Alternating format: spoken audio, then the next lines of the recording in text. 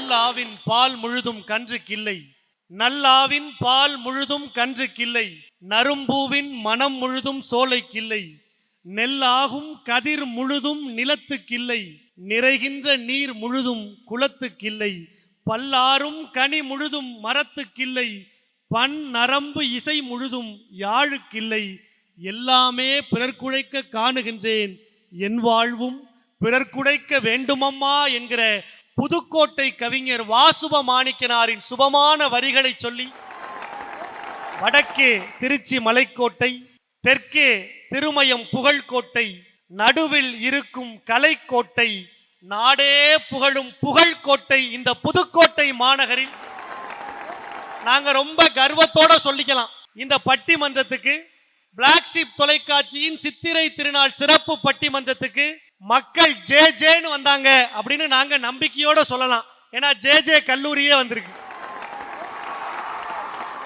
அவ்வளவு அருமையா சிரிச்ச முகத்தோட கேட்குறீங்க.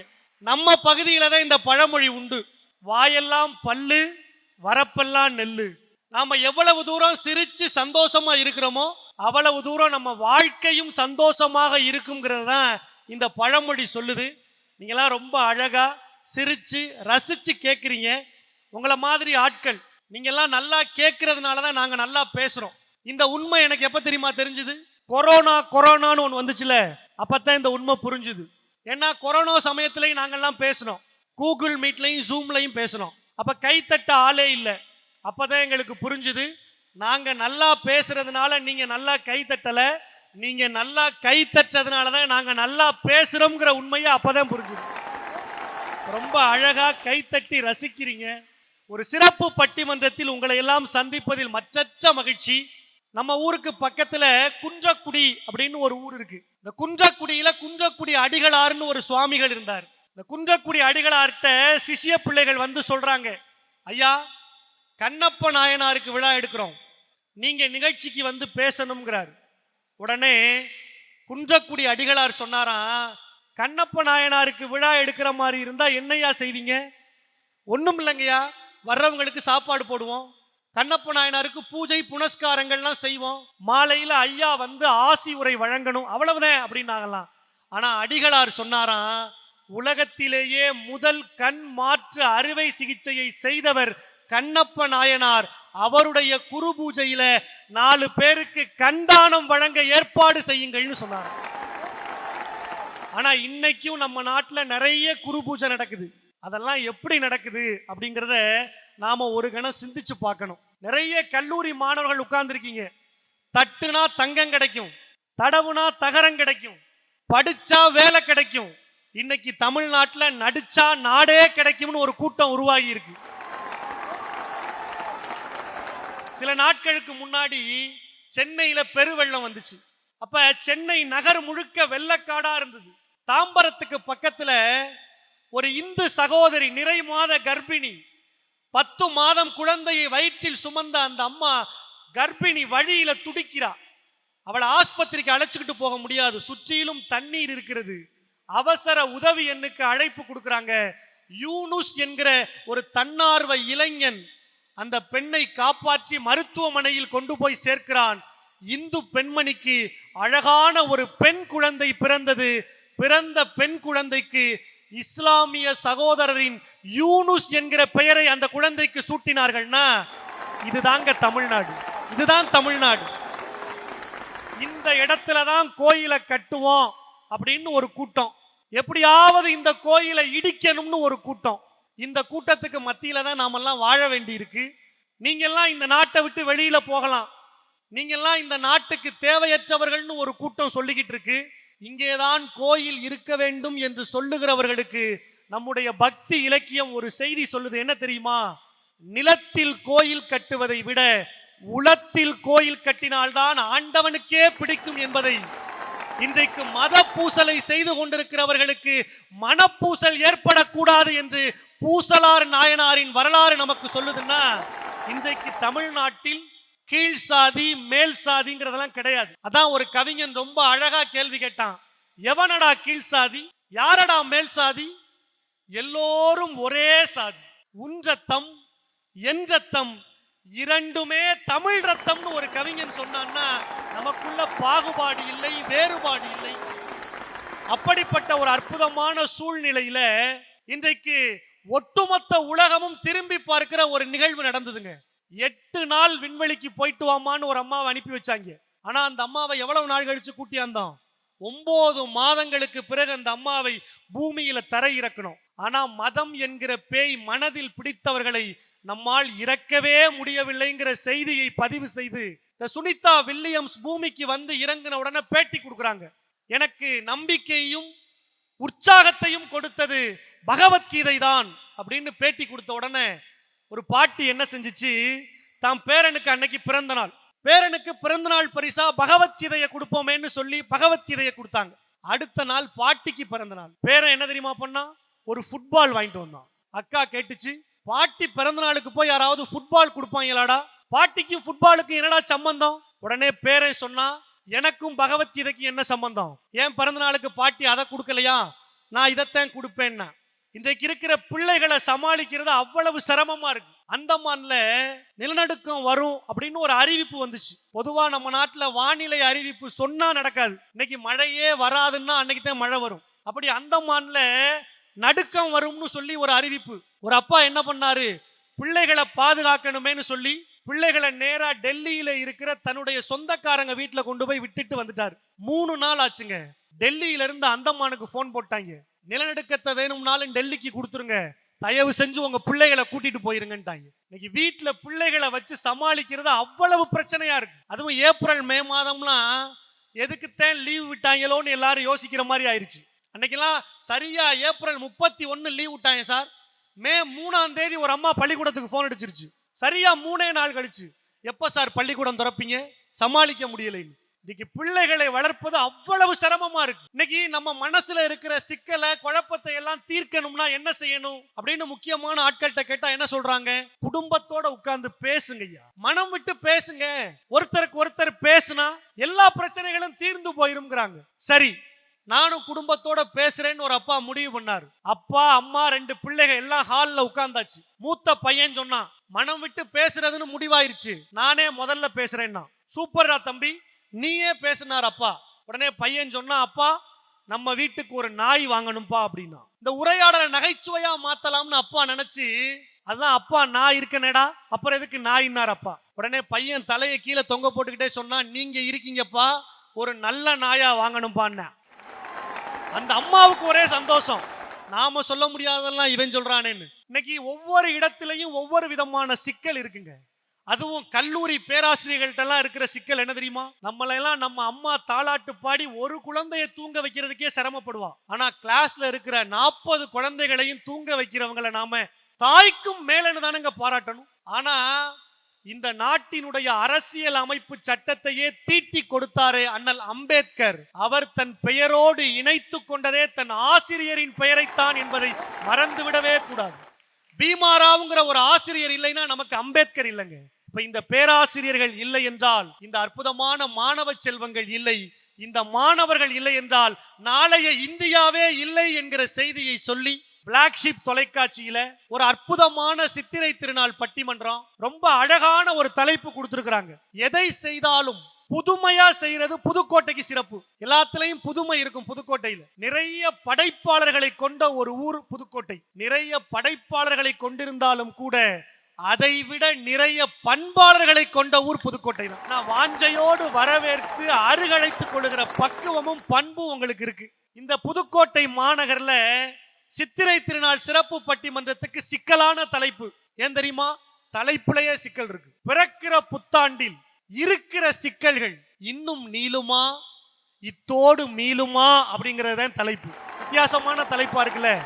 பேசக்கூடியவர்களும் வித்தியாசமாக பேசுவார்கள் என்கிற நம்பிக்கையை சொல்லி, இருக்கிற புத்தாண்டில் அது பிறக்கிற புத்தாண்டாக இருந்தாலும் சரி, இனி வரப்போகிற புத்தாண்டாக இருந்தாலும் சரி, சிக்கலுக்கு தீர்வே இல்லையா அப்படின்னு பேசுறதுக்கு நீங்க எல்லாம் ஒவ்வொரு நாளும் தொலைக்காட்சியில பார்த்து பார்த்து சிரித்து மகிழ்ந்தவர் இன்றைக்கு மேடையிலையும் வந்து உண்மையை பேசி உங்களை சிரிக்க வைக்க வந்திருக்கிறாரு. அன்பிற்கினிய நாஞ்சில் விஜயன் ஒரு உற்சாகமான கைத்தட்டலோடு.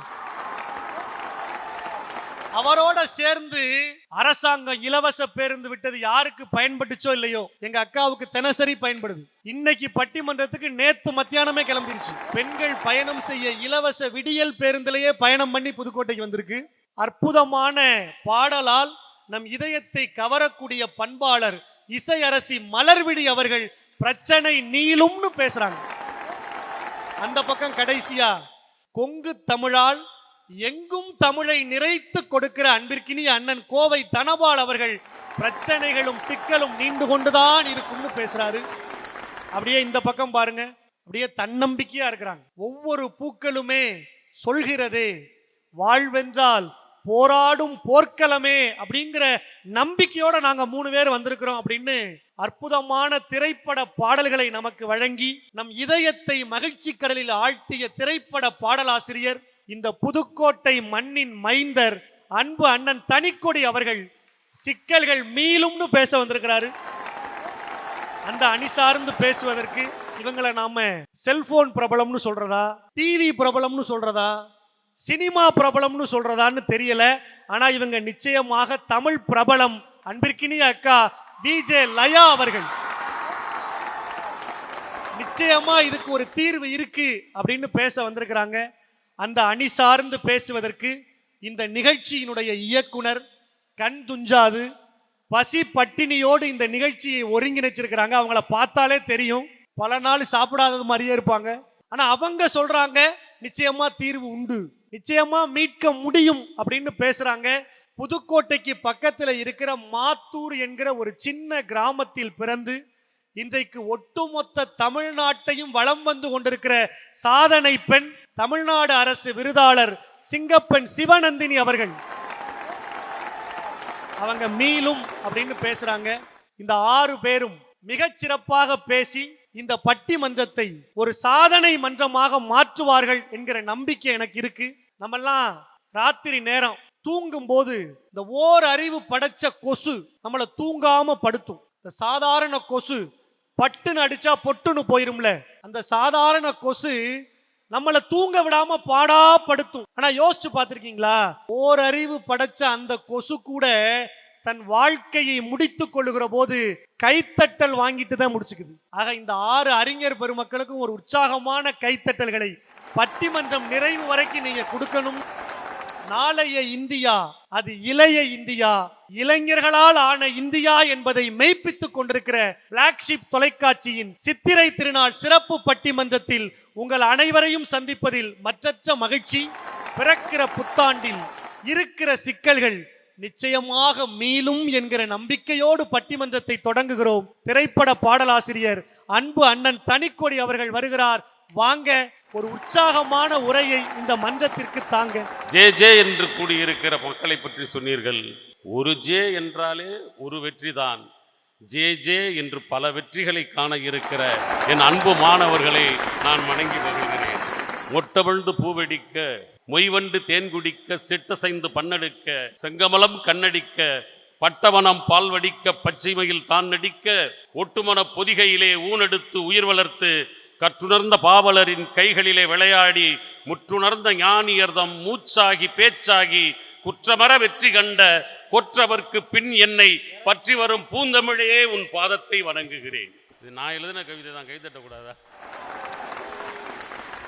ஒரு விஷயம் என்னன்னு கேட்டீங்கன்னா, புதுக்கோட்டையில் பிறந்த யாரும் அடுத்தவர்கள் கவிதையை சொல்வதில் பெருமைப்படுபவர்கள் அல்ல. சுயமான சிந்தனை உள்ளவர்கள் நாம் புதுக்கோட்டை மண்ணின் மைந்தர்கள் என்பதை நான் பெருமையோடு கூடிக்கொள்ள விரும்புகிறேன். நடுவர் பேரே ரொம்ப வித்தியாசமானது, ராகவேந்தர். ஒரு முனிவர் ஒரு இடத்துல இருந்து இன்னொரு இடத்துக்கு பயணம் போயிருக்காரு 10 சிஷ்யர்களோட. திடீர்னு அந்த முனிவருடைய சிஷ்யர்களுக்கு சோர்வாக இருந்த காரணத்தினால் அவங்க கொஞ்சம் ஓய்வெடுத்துக்கிட்டுமேன்னு அந்த குருநாதர் என்ன பண்ணாரு, பல்லக்கில் இருந்து இறங்கி ஒரு மேட்டில் போய் படுத்துட்டார். படுத்த உடனே எல்லாரும் அலறி துடித்தார்கள், அந்த மேட்டில் படுக்காதீர்கள், எழுந்து விடுங்கள் என்று. ஏன் என்று கேட்டபோது, அது மேடல்ல கல்லறை என்றார். இந்த கல்லறையில் யார் உறங்குகிறார் என்று கேட்டபோது, ஒரு இஸ்லாமியருடைய பையன் அங்கே புதைக்கப்பட்டிருக்கிறான் என்றபோது அந்த குருநாதர் அவர் தந்தையை வர சொல்லுங்கள், அதை தோண்டச் சொல்லுங்கள் என்று தோண்டினார். அந்த பிணத்தை எடுத்து தன் ஆத்மார்த்தமாக தன் உள்ளத்தால் இறைவனை வழங்கி ஒரு மந்திரம் சொன்னார். அந்த பையன் பிழைத்து கொண்டான். அந்த பையனின் அந்த குருநாதரின் பெயர் என்ன தெரியுமா? ராகவேந்தர். அதோயே போல் மனதை கல்லறையாக வைத்திருக்கிறவர்களை தன் உயிர் தமிழால் உயிர்த்தல வைக்கிற அன்பு நடுவர் என் அன்பு தம்பியை பாராட்டுவதில் நான் மிகவும் பெருமைப்படுகிறேன். ஒரு எளிமையான விஷயம் சொல்லிடுறேன். கைத்தட்டிய 66 பேருக்கு மட்டும் நன்றி சொல்லி ஒரு அரங்கு நிறைந்த கைத்தட்டு கொடுக்கலாம். என்ன புகழ்ந்திருக்கிறார். ஏன் சொல்றேன்னா, ராகவேந்தர் என்னமோ இஸ்லாமியருங்கிற மாதிரி ஒரு குறுகிய வட்டத்திற்குள் அடைக்க விடக்கூடாது. அதை காப்பாற்றுகிற இஸ்லாமியர் பெருமையும் ராகவேந்தருக்கு உண்டு என்பதனால் நான் இதில் சொல்ல கடமைப்பட்டிருக்கிறேன். ஒரு பாட்டு ஒன்று பாடிடுவோமா? ரொம்ப போர் அடிக்குதுங்கிறதுனால என் காலத்து பாட்டு அது உங்களுக்கு புரியுமா புரியாதா? ஆனால் இந்த தலைப்புக்கு ஒத்து போகுதுன்னா அன்பு சகோதரர் தனபாலே கை தட்டிடுவார். பார்க்க தெரிந்தால் பாதை தெரியும், பாதை தெரிந்தால் பயணம் தொடரும், பயணம் தொடர்ந்தால் கதவு திறக்கும், கதவு திறந்தால் காட்சி கிடைக்கும், காட்சி கிடைத்தால் கவலை தீரும், கவலை தீர்ந்தால் வாழலாம், வாழ நினைத்தால் வாழலாம், வழியாயில்லை பூமியில், ஆழக்கடலும் சோலையாகும், ஆசை இருந்தால் நீந்தி வா. இதுதான் அந்த பாட்டு. இந்த தலைப்புல பிறக்க இருக்கிற புத்தாண்டுல இருக்கிற சிக்கல் தீரும் என்பதற்கு 55 ஆண்டுகளுக்கு முன்னால் கண்ணதாசன் சொல்லிய பாடல் இதற்கு விடையாகும். உண்மையா இல்லையா? நம்ம பார்க்கிற பார்வையும் கூட நீங்க கதவை திறங்க காற்று வரும்னு சொன்ன உடனே வேற யாரையோ பத்தி பேச போறீங்கன்னு நினைச்சேன். அப்படியெல்லாம் கிடையாது. கதவு திறந்தால் காட்சி கிடைக்கும், காட்சி திறந்தால் கவலை தீரும், கவலை தீர்ந்தால் வாழலாம். நாம் பார்க்கிற பார்வையும் நோக்குகிற நேசத்திலும் அன்பிலும் கூட நாம் இந்த உலகத்தை அடக்கி ஆள முடியும். எந்த பிரச்சனையுமே இங்க கிடையாதுங்க. இங்கே எல்லாமே மீளும். ஒரு காலத்துல இருக்கீங்களா? இங்க பாருங்க, நான் பார்க்கிறேன் ஜேஜே கல்லூரியில் ஆண்களை விட பெண் பிள்ளைகள், என் மகளொத்த பிள்ளைகள் இங்கே அதிகமாக இருக்கிறீர்கள் என்பதில் எனக்கு பெருமை. ஏனென்றால் ஏன் நான் பெருமைப்படுகிறேன் என்பதை உள்ளதை சொல்லட்டுமா? என் தாய் என் சகோதரிகளை பெற்ற காலத்தில் ஜேஜே கல்லூரியோ மன்னர் கல்லூரியிலோ ஒரு பெண் பிள்ளைகள் கூட படிக்க வரவில்லை. ஆனால் இன்றைக்கு என் பெண் பிள்ளைகள் படிக்க வந்திருக்கிறார்கள் என்றால் அது காலத்தின் மாற்றம் இல்லையா? எந்த பிரச்சனை நீண்டிருக்கு? எந்த பிரச்சனை? எல்லாம் மேலும் நீளுகிற பிரச்சனை அல்ல. ஒரு புதுக்கோட்டை பெருமையை சொல்றேன். முத்தலட்சுமி ரெட்டியை எப்படி படிக்க வச்சாங்க? இதே ராஜேஷ் காலேஜ் தானேங்க. நான் படிக்கணும்னு ஆசைப்பட்டாங்க. பொம்பளை பிள்ளையெல்லாம் படிக்கக்கூடாதுன்னு தானே சொல்லி வச்சுருந்தோம். ஆனால் இந்த பொம்பளை பிள்ளைய எல்லா பசங்களும் பார்த்துருவாங்கன்ட்டு என்ன பண்ணாங்க, நடுவில் ஸ்க்ரீன் போட்டாங்க. இங்கே நடந்த சம்பவத்தை தான், வேற எங்கேயும் சொல்லல. ஒரே ஒரு பெண் முத்துலட்சுமி படித்தாள், படித்தாள், படித்தாள், வெற்றி பெற்றாள். இந்தியாவின் முதல் பெண் மருத்துவர் எங்கள் முத்துலட்சுமி என்ற பெயர் பெற்றார். எந்த பிரச்சனைக்கு இங்கே தீர்வு இல்லை. எல்லாமே தீரும், எல்லாமே தீரும். இப்போ என்னை பற்றி சொல்லியிருக்கேன். நான் படத்தில் பாட்டு எழுதியிருக்கிறேன்னு சொன்னார். ஆனால் என்னென்ன பாட்டுன்னு சொல்லி ஒரே ஒரு பாட்டு சொல்லிடுறேன். அந்த பாட்டு சொன்னால் நிச்சயம் கை தட்டுவீங்க. கொம்பன் படத்தில் எல்லா பாட்டும் எழுதுனது நான் தான். பாட்டு எழுதுறதுல அவர் கொம்பன்கிறதுனால தான் கொம்பன் படத்துக்கு பாட்டு எழுதியிருக்கிறார். இப்போ போன மாதம் ஒரு படம் வந்தது, பாட்டில் ராதான்னு பார்த்தீங்களா? ஒரு குடியில் மூழ்கியவன் குடிச்சு குடிச்சு கேடுகட்ட குடிகாரனாகி காதலித்து மணந்த தன் மனைவியையும் இழந்து குழந்தைகளை இழந்து குடிக்காகவே வேலை பார்ப்பாங்க. ஒரு டைல்ஸ் ஓட்டுற கொத்தனாரு குடிக்காகவே தன் வாழ்க்கை இழந்து பிள்ளைகள்லாம் இழந்து தனித்து போய் விடுவான். உலகத்தின் நிர்கதியாகி நிற்பான். இருக்கிற பொருளையெல்லாம் வித்துருவான். கொண்டாட்டி கோச்சுக்கிட்டு அம்மா வீட்டுக்கு போயிடுவா. பிள்ளைங்க என்ன செய்யறான்? ஆனா அதுல ரொம்பமான காட்சி என்னவென்றால், தன் மனைவி பிள்ளைகளை காப்பாற்றுவதற்கும் தன் வயிற்றுக்காகவும் இன்னொருவரிடம் சோரம் போய் விடுவாளோ என்ற சூழ்நிலையும் அந்த படத்தில் வருகிற போது அவன் தூக்கு போட்டுக்க போயிடுவான். தூக்கிலிருந்து மீண்டுருவான். டி அடிக்ஷன் சென்டருக்கும் கொண்டு போயிடுவாங்க. அங்கிருந்து குடிக்கிறதுக்கு வந்துடுவான். ஆனாலும் மீள முடியாத குடிகாரனை மீட்பது ஒரு பேர் அன்புள்ள ஒரு சூப்பர்வைசர் மீட்பார். எல்லாம் படம் பார்த்துட்டு வீட்டுக்கு வந்து விமர்சனம் கொடுத்தாங்க. இன்னைக்கெல்லாம் தேட்டர் வாசல்லையே விமர்சனம் கொடுக்குறாங்க. பட்டிமன்றத்தில் ஒரு நல்ல திரைப்படத்திற்கு விமர்சனம் கொடுத்திருக்கிறார். ஒரு உற்சாகமான கைத்தட்டு கொடுங்க. பாட்டில் ராதா அப்படிங்கிற படத்துல நல்ல ஒரு பாடலை எழுதிய பாடலாசிரியர் தான் அண்ணன் தனிக்கொடி. என்னன்னா, வாழ்க்கையில நிர்கதி ஆகிட்டோம், உலகத்துல நம்ம மீளவே முடியாதா என்பது மீளும், உனக்கும் ஒரு காலம் வரும் என்று ஒரு சூப்பர்வைசர் நம்பிக்கை சொல்வார். அந்த அதிகாரியின் பேச்சை கேட்கிற போது உங்கள் நம்பிக்கைக்குரிய பாடல் தொடங்க வேண்டும் என்று எனக்கு கொடுக்கப்பட்ட காட்சி. புன்னகை காலம் மண்ணுல பூக்கும் நாள் பொன்னாலே, கண்களின் நீரம் தேன் சுனையாகும் பேரன்பாலே. இதுல என்னடா நம்பிக்கை வரி எழுதியிருக்க, அதில் நான் சொல்றேன். கருவ காட்டுல திரிஞ்ச காத்துதான் ஊர் சேராதா, சருகும் வேர்விடும் அருகம்புள்ளுக்கும் வான் தூராதா, இலவு தேய்ந்த பின் வளரும் நாளிலே வான் ஏற்காதா, நல்வாழ்வு தூரம் இல்லை நம் கையில் உள்ளது, தன் வேர்வை ஒன்றில் தானே தன்மானம் உள்ளது. அழகு அழகு அழகு. இதுதான் அந்த பாடல். மீள்வான், மீண்டும் மனைவி மக்களோடு வாழ்வான் என்பதே அந்த படத்தில் சொல்லப்பட்ட கருத்து. ஒரே ஒரு கதை சொல்ற சுருக்கமா. ஓ ஹென்றி என்கிற ஒரு ஆங்கில எழுத்தாளன், படிச்சிருப்பீங்க கல்லூரி மாணவர்கள், ஆங்கில இலக்கியத்தில் இருக்கு. ஓ ஹென்றி ஒரு கதையில கணவன் மனைவி 2 பேர் வாழ்ந்துகிட்டு இருப்பாங்க. அவனுக்கு சம்பாத்தியம் இல்லை, 4 வருஷமா வேலை இல்லை, எப்படியோ கடனை உடனே வாங்கி இருக்கிற பொருளை வித்து சம்பாரிச்சு சாப்பிட்டுக்கிட்டு இருப்பாங்க. ஒரு கட்டத்துல இப்படி வறுமையின் எல்லைக்கே போய்கொண்டே இருக்கிறோம்னு கணவன் இருக்கான் பாருங்க.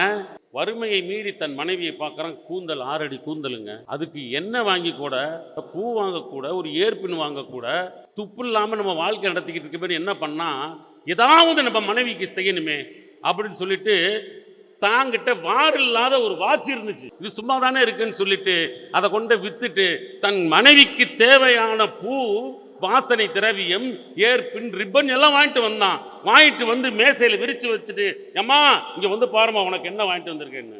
அவ சொன்னா, என்னங்கன்னு, வந்து பாரு அப்படின்னு டேஜில் ஒவ்வொன்றா எடுத்து வைத்து கொண்டிருந்தான். மனைவி பின்னாடி இருந்து கேட்டா, இதெல்லாம் யாருக்குங்க? உனக்கு தாமா, உன்னுடைய கூந்தலுக்காக நான் இதை வாங்கி வந்தேன். எப்படி வாங்கினீங்கன்னு கேட்டா, என்கிட்ட ஒரு வாட்ச் இருந்துச்சுல்ல, அதுக்கு வார் இல்லை, அதை வித்துட்டு வாங்கிட்டேன்னு. அப்போ முன்னாடி வந்து தன் கணவன் முன்னால் தன் தலையில் போட்டிருந்த முக்காடை எடுக்கிறாள். அவளுக்கு முடி இல்லை, அந்த முடி மொட்டையாக இருந்தது. எங்கே அம்மா உன் முடி என்று கேட்கிற போது, அத்தான் உங்கள் வாட்சு சும்மா இருக்கே என்பதற்காக என் கூந்தலை விற்று இந்த வாட்சுக்கு வார் வாங்கி வந்திருக்கிறேன் அத்தான் என்று சொல்கிறாள். என்றால் இந்த பேரன்று என்ன செய்யும்? ஒரே ஒரு விஷயத்தை சொல்கிறேன். இன்றைக்கி தேசிய கல்விக் கொள்கை வந்ததுனால எல்லாம் எதிர்த்துக்கிட்டு இருக்கோம். எதிர்த்து தான் ஆகணும். நம்ம விருப்பப்பட்டால் எந்த மொழி வேணாலும் படிப்போம், அது வேற. இதைத்தான் படிக்கணும்னு அவன் விரும்பினான்னு அதை நம்ம படிக்க மாட்டோம். அதான உண்மை. என் வாழ்க்கைக்கு எது தேவையோ அதை நான் படிப்பேன், இதுதான் உன் வாழ்க்கையை நிர்ணயிக்கும் என்றால் அதை நான் படிக்க மாட்டேன் என்கிற கருத்தை சொல்லி எத்தனையோ விஷயங்கள் சொல்லலாம். ஒரே ஒரு விஷயம், பெண்களுக்காக ஒன்றே ஒன்று. 2-3 ஆண்டுகளுக்கு முன்னால் அரியலூரை சேர்ந்த பிரேமா என்கிற பொன் சார்ட்டர்ட் அக்கௌண்ட்ல இந்தியாவிலே ஃபர்ஸ்ட் நம்ம அரியலூர்ல. அவங்க துணை ஜனாதிபதியிடம் பரிசு வாங்கிய போது பரிசு கொடுத்து விட்டு துணை ஜனாதிபதி கேட்டார், எப்படி அம்மா, ஒரு சின்ன பொண்ணு தமிழ்நாட்டிலேருந்து ஒரு சிறிய கிராமத்திலேருந்து வந்திருக்கிறியே, உனக்கு இந்த இடத்தை பிடிக்க வேண்டும் என்கிற ஆர்வம் எப்படி வந்தபோது என்று சொன்னபோது அந்த பெண் சொன்னால், ஒன்றும் இல்லைங்க, எங்கள் அப்பா ஒரு ஆட்டோ ஓட்டுறவர், அவருக்கு எங்கள் ஊர் அட்ரஸ் தெரியும், எல்லா அட்ரஸ் தெரியும். ஆனால் என் அப்பாவின் அட்ரஸை இந்த இந்தியாவுக்கு தெரியப்படுத்த வேண்டும் என்று விரும்பினேன், படித்தேன் என்று சொன்னால் அதுதான் பெண். இன்னைக்கு கெனித் ராஜ் இருக்காரு, சயின்டிஸ்ட். கெனித் ராஜுடைய வாழ்க்கையை இன்றைக்கு உங்க எல்லாருக்கும் தெரியுமே. இங்கேருந்து பஞ்சம் பிழைக்க சென்னைக்கு போய் வேலை கிடைக்காமல், ஒருவேளை உணவு கூட இல்லாமல் தந்தை கஷ்டப்படுகிற போது இவர் பள்ளிக்கூடத்திற்கு போனா ஒருவேளை உணவு கிடைக்கும்னு பள்ளிக்கூடத்துக்கு போய் ஒருவேளை உணவு உறுதி செய்யப்பட்ட பிறகு பள்ளிக்கூடம் விட்டு வர்ற போது யாரோ அங்கே செப்டிக் டேங்க் எடுத்துக்கிட்டு இருந்தாங்க. அது நம்ம அப்பா மாதிரி இருக்கே, இருக்கக்கூடாது என்று மனப்பதைப்பதைப்போடு கெனித் ராஜ் வந்து கொண்டிருந்த போது அந்த மலமல்லுகிற குழிக்குள் இறங்கியவர் அவர் அப்பா தான். இன்றைய சயின்டிஸ்ட் கெனித் ராஜனுடைய அப்பா மலக்குழிக்குள் இறங்கி எடுத்து கொண்டிருந்தார். கண்ணீர் விட்டு அழ முடியாத சூழலில் வீட்டுக்கு வந்து, அப்பா உங்க கையில் இனிமே காசு வாங்க மாட்டேன், சாப்பிட மாட்டேன்னு. ஏன்னா நீங்கள் அந்த மலைக்குழிக்குள்ளே இறங்குறீங்க, பார்த்தேன் நாத்தம் அடிக்குது, நான் என்னப்பா செய்யணும்? டேய், என் குழந்தைங்க இன்னொரு வேலை சாப்பிடணும்டா, அதுக்காண்டி தான் இந்த வேலைக்கு வந்தேன் என்று சொல்லுது. இல்லை என்று நினைத்த போது அவன் படித்தான். இன்றைக்கு ரோபோ எந்திரம் கண்டுபிடித்தான். அந்த ரோபோ எந்திரம் எதற்கு பயன்படுகிறது என்றால், மலக்குழியில் இறங்கி மனிதன் எடுக்கக்கூடாது என்பதற்காக ரோபோக்களை வைத்து எடுக்கிற மிகப்பெரிய விஞ்ஞானியாக மாறினான். என் தந்தை படிக்கவில்லை, என் தந்தைக்காக நான் படித்தேன். நான் படித்ததற்கும் ஒரு தந்தை காரணமாக இருந்தார், அவர்தான் தந்தை பெரியார். எல்லோருக்கும் மீட்சி உண்டு, எல்லோருக்கும் வாழ்க்கை உண்டு. நம் பார்வை இருக்கிறது, படிப்பு இருக்கிறது, சிந்தனை இருக்கிறது. சிந்தனையில் தெளிவு கொள்ளும் போது நமக்கு எந்த பிரச்சனையும் நீளாது, மீளும் அதற்கான ஆற்றல் நம்மிடத்தில் உண்டு என்று சொல்லி நல்ல வாய்ப்புக்கு நன்றி கூடி நிறைவு செய்கிறேன். நன்றி, வணக்கம். ஒரு அற்புதமான உரையை ரொம்ப அழகா சிறப்பா பேசியிருக்கிறார் நம்முடைய அன்பு அண்ணன் தனிக்கொடி அவர்கள். வாழ்க்கையில நம்பிக்கைங்கிறது எவ்வளவு முக்கியம் அப்படிங்கறத அவர் எழுதின பாடல் வழியா சொன்னார். இன்னைக்கு நம்ம எல்லாரும் காதுகள்லையும் ரீங்காரம் விடுகிற ஒரு அற்புதமான பாட்டு ஜெய் பீம் அப்படிங்கிற திரைப்படத்துல, தலகோதும் இளங்காத்து செய்தி கொண்டு வரும், மரமாகும் விதையெல்லாம் வாழ சொல்லித்தரும், கலங்காத நீயும் உள்ளுக்குள்ள, விடியாத இருளாத நாளும் இங்க இல்ல அப்படின்னு ஒரு அற்புதமான நம்பிக்கை வரிகளை நாள்தோறும் நமக்கு சொல்லிக்கொண்டே இருக்கிறாங்கன்னா, அவ்வளவு நம்பிக்கை நம் வாழ்க்கையில் இருந்தால் நிச்சயமாக மீண்டு விடலாம்னு பேசியிருக்கிறார். சமீபத்தில் தமிழ்நாடு அரசு தேர்வுல புதுக்கோட்டை மாவட்டம் கிழக்கு செட்டியாப்பட்டியை சார்ந்த பவானியாங்கிற ஒரு பெண் தேர்வு செய்து காவல்துறை அதிகாரியாக பதவி உயர்வு பெற்றார். இந்த பவானியாவை பத்திரிகையாளர்கள் பேட்டி எடுக்கிறாங்க. ஏம்மா, எப்படிம்மா முதல் முயற்சியிலேயே உங்களால் வெற்றி பெற முடிந்தது? அந்த பவானியா கொடுத்திருக்கிற அந்த பேட்டி இணையதளத்தில் இன்றைக்கும் இருக்கிறது, எல்லோரும் போய் பாருங்க. புதுக்கோட்டை மாவட்டம் கிழக்கு செட்டியாப்பட்டிக்கு உள்ள எங்களுடைய வீடு, சரியான சாலை வசதிகள் இல்லை, பேருந்துகள் தினம் தினம் வந்து போவது இல்லை, எங்கள் ஊரில் யார் வீட்டிலும் இணையதள வசதியே இல்லை, எங்கள் ஊருக்கு செய்தித்தாள் கூட வருவதில்லை. இத்தனை இல்லைகளுக்கு மத்தியிலும் நீ எப்படிமா ஜெயிச்ச அப்படின்னு பத்திரிகையாளர் கேட்கிறாரு. எனக்கு பிறகு 2 சகோதரிகள் எங்க வீட்டில் இருக்கிறாங்க. எங்க அப்பாவும் அம்மாவும் கூலி தொழில் செய்து எங்களை படிக்க வைக்கிறார்கள், அவர்களை நினைத்து படித்தேன், சாதித்தேன்னு சொன்னால பவானியா. நமக்கு நம்பிக்கை கிடைக்கலையா? இன்றைக்கு தமிழ்நாட்டில் எத்தனையோ டாக்டர்கள் இருக்கலாம், பெண் டாக்டர்கள் இன்றைக்கு தமிழ்நாட்டில் உலகத்தில் அதிகமாக இருக்கலாம். ஆனால் அந்த பெண்கள் டாக்டராக உயர்வதற்கான அடித்தளத்தை, அஸ்திவாரத்தை விதைத்தது இந்த புதுக்கோட்டை மண்தானே அப்படிங்கிற செய்தியை உறக்க பேசியிருக்காங்க. இவ்வளவு பெண்கள் இங்க படிக்க வந்திருக்கிறாங்கன்னு ரொம்ப அழகா சொன்னார்.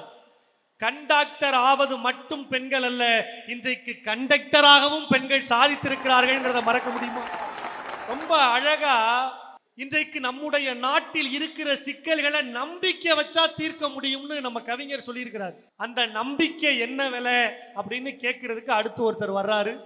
நகைச்சுவை கருத்துக்களால் நம் இதயத்தை நிறைக்க அன்பு அண்ணன் நாஞ்சில் விஜயன் அவர்கள் வாங்க, ஒரு உற்சாகமான உரையை இந்த மன்றத்திற்கு தாங்க. ஆக்சுவலா இன்னைக்கு பொதுவா நட்சத்திரத்தை இரவுல தான் பார்ப்போம். ஆனா முதல் முறையா பகல்ல இந்த ஜே கல்லூரி வளாகத்துல பார்க்கிறேன். அவ்வளவு பிரகாசமா ஜொலிச்சுக்கிட்டு இருக்கீங்க. இதெல்லாம் எதுக்குன்னா கை தட்டணுங்கிறதுக்காக தான். ஏன்னா காலேஜ முடிச்சுட்டு அரியரை பார்க்க வந்தா அது பசங்க, கேரியரை பார்க்க வந்தா அது பொண்ணுங்க. நான் லவ் பண்ற பையன் எங்க இருந்தாலும் நல்லா இருக்குன்னு நினைக்கிறது பொண்ணு. நான் லவ் பண்ற பொண்ணு யாரு கூட இருந்தாலும் நல்லா இருக்குன்னு நினைக்கிறது நம்ம பசங்க. பொதுவா பட்டிமன்றம் நல்லா பேசுற நடுவர்கள் மத்தியில பட்டிமன்ற நடுவரே நல்லா இருந்தா அதுதான் நம்முடைய நடுவர் ராகவேந்திரன் அவர்கள். எவ்வளவு இளமையா, எவ்வளவு எங்கா இளம் நடுவர் அப்படின்னே சொல்லலாம். சோ இந்த அவையில நான் பேசுறதுல நடுவர் மட்டும் நல்லா இருந்தா பத்தாது, பட்டிமன்றமும் நல்லா இருக்கணுங்கிறக்காக இந்த கைத்தட்டு அப்படிங்கறத நாங்க எடுத்துக்கிறோம். நிச்சயமா இருக்கும், நிச்சயமா இருக்கும். முதல்ல நம்ம தனிக்கொடி ஐயா அவர்களுக்கு ஒரு பலத்த கைத்தட்டல் கொடுக்கலாமா? ஏன் அப்படின்னா தலைப்பு என்ன? இன்னைக்கு வாழ்க்கையில பிரச்சனை இருக்கா இல்லையா, மீளுமா நீளுமா, இந்த பசங்கள்லாம் நம்ம பட்டிமன்றத்தை பார்க்க வந்திருக்காங்கன்னு நினைக்கிறீங்க? நிச்சயமா இல்ல. இன்னைக்கு ஒரு நாள் கிளாஸை கட்டடிச்சிட்டு ஹச்சோடிட்டு வந்து தப்பிச்சு இங்க உட்கார்றான் இந்த நிகழ்ச்சிக்கு வந்தாங்க. ஆனா தனிக்கொடி ஐயா பேசும்போது இதுக்கு எங்க ஹச்சோடியே பரவாயில்லடா, அந்த அளவுக்கு போயிட்டாங்க. இல்ல அவங்களுக்கு என்ன இப்ப சிக்கல்னா, இந்த பட்டிமன்றம் இதோட மீளுமா இல்ல இன்னும் 2 மணி நேரத்துக்கு நீளுமாங்கிறதே சிக்கல் அவங்களுக்கு. ஆமா, ஏன்னா கிளாஸ்ல கூட போர் அடிச்சா பின்னாடி லைட்டா தூங்கலாம், ஆனா இங்க சுத்தியும் கேமரா இருக்கா, தூங்க கூட முடியாம அவ்வளவு பிரச்சனையில இருந்துட்டு இருக்காங்க இந்த பசங்க. இவங்கள்ட்ட போய் 100 கேமராக்கள், 16 போட்டியாளர்கள், ஓடவும் முடியாது ஒளியவும் முடியாதுங்கிற மாதிரி ரொம்ப அழகா கேக்குறாங்க. நீங்க சந்தோஷமா இருக்காங்க ஐயா. இன்னைக்கு எல்லா இடத்துலயும் பிரச்சனை. ஒன்னில லயாக்கா இந்த பட்டிமன்றத்துக்கு அவங்கள புக் பண்ணும்போது பிரச்சனை, நேத்து நைட்டு பஸ்ல ஏறும்போது பிரச்சனை, காலையில ரூம் புக் பண்ணும்போது ரூம் நல்லா இல்லைன்னு பிரச்சனை, டிஃபன் சாப்பிடும்போது சாப்பாடு நல்லா இல்லைன்னு பிரச்சனை, எல்லாத்தையும் மேக்கப்லாம் போட்டு ட்ரெஸ் எல்லாம் போட்டுட்டு கண்ணாடியை பார்க்கும்போது நானே நல்லா இல்லைன்னு ஒரு பிரச்சனை. இவ்வளவு பிரச்சனையோட வந்துகிட்டு ஐயா இத தமிழ்நாடு ஏத்துக்குமா ஐயா? இங்க வந்து பிரச்சனை இல்லைன்னா எப்படி அதை நம்ப முடியும்? இன்னைக்கு பாருங்க, நாங்கெல்லாம் பார்க்கிறதுக்கு தான் சந்தோஷமா இருப்போம். பார்க்கிறதுக்கு உங்களுக்கு எல்லாம் என்ன தோணும்? பா அவன் என்னப்பா விஜய் டிவில காமெடி எல்லாம் பண்றான், பெரிய பெர்ஃபார்மர். ஆனா ஏன் பிரச்சனை எனக்கு மட்டும் தான் தெரியும். ஏன்னா அதாவதுன்னு விஜயன் அண்ணே, நம்ம 4 பேரை பார்த்து நல்லா இருக்கீங்களான்னு கேட்போம். என்னங்க ஏன் நல்லா இருக்கீங்களான்னு கேட்டா என்ன சொல்லுவாங்க தெரியுமா? ஏதோ உங்க புண்ணியத்துல இருக்கம்பாங்க. என் புண்ணியத்துல நானே நல்லா இல்ல, நீ எப்படி நல்லா இருப்ப? இவங்க மத்தியில எப்படி வாழ முடியும்? ஏன்னா வந்தோடனே ஒருத்தன் ஓடி வந்தான், அண்ணன் நீங்க தானே நாஞ்சில் விஜயன் தான். ரொம்ப சந்தோஷம். ஏன்னா பொதுவா லேடி கெட்டப்ல இருப்பனா, ஜென்ஸ் கெட்டப்ல ஒரிஜினல் தான். ஏன்னா கண்டுபிடிக்க கஷ்டம். பரவாயில்ல, நம்மளே ஒருத்தன் கண்டுபிடிச்சிடா. நானே உங்களை ஷோல பார்த்துருக்கேன்ப்பா. ஏன்னா சமீபமா நிறைய நிகழ்ச்சியில பண்ணிட்டு இருக்கேன். எந்த நிகழ்ச்சியிலப்பா பார்த்துருக்கேன்னு, இந்த சொல்வதெல்லாம் உண்மையில 2 பொம்பளைங்க வாழ்க்கையை கெடுத்தது நீதானு போய்கிட்டே இருக்கான். இவன் மத்தியில நான் எப்படி வாழ முடியும்? என்ன பார்த்தா அப்படியா மேடம் இருக்கு? இல்ல அவன் அந்த நிகழ்ச்சியை மட்டும்தான் பாப்பான் போல. அவன் கூட பரவாயில்ல. இன்னொருத்தன் வந்தான், அண்ணே என்னண்ணே உங்களெல்லாம் இப்ப டிவிலேயே பார்க்க முடியலன்னா. இல்லடா போன வாரம் கூட கலக்க போதியால வந்தேன், அதானே நீ வந்த, அதை தான் என்னால பார்க்க முடியலன்னு போய்கிட்டே இருக்கான். எவ்வளவு அசிங்கம் பாத்தீங்களா? ஆக்சுவலா போன மாசம் ஒரு நிகழ்ச்சிக்கு போன மேடம், நிகழ்ச்சி வாசல்ல பேனர் வைக்கல போல, என் போட்டோ ஒருத்தன் ஓடி வந்தான், என்னண்ணே உங்க போட்டோ பேனர்ல வைக்கல, ரொம்ப ஃபீல் பண்ண. அடடா இப்படி எல்லாமா ரசிகன் இருக்க வேண்டும்? ஏன் பையனை அவ்வளவு பிடிக்குமா? இல்லன்னா பேனர் வச்சிருந்தா நீ வரணும், நான் நிகழ்ச்சிக்கு வராம போயிருப்பேங்கிறான். இவன் மத்தியில நான் எப்படிங்க பெர்ஃபார்ம் பண்ணி பேசி இந்த மாதிரி நிகழ்ச்சிகள்ல நாங்கெல்லாம் அனுபவப்பட்டிருக்கோம். அன்னைக்கு அப்படித்தான் ஒரு ஊர்ல போய் 1 மணி நேரம் பேசினேன். முதல் வரிசையில ஒரு பெரியவர் உட்கார்ந்து இருந்தாரு. பிறப்புக்கும் எல்லா உயிருக்கும்னே அப்படின்னாரு. நல்லா ரசிக்கிறாரு, இவர்கிட்ட தான் பேசணும்னு சொல்லி யாதும் ஊரே யாவரும் கேளிர்னே அப்படின்னாரு.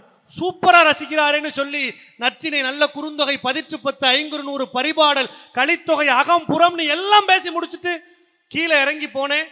ஐயா எப்படி இருந்துச்சுன்னு அப்படின்னாரு. பக்கத்துல இருக்கிறவன்ட்ட விசாரிச்சேன், அவருக்கு நரம்பு தளர்ச்சியா, 10 நிமிஷத்துக்கு ஒரு தடவை அப்படின்னு எடுத்துக்கிறோமா.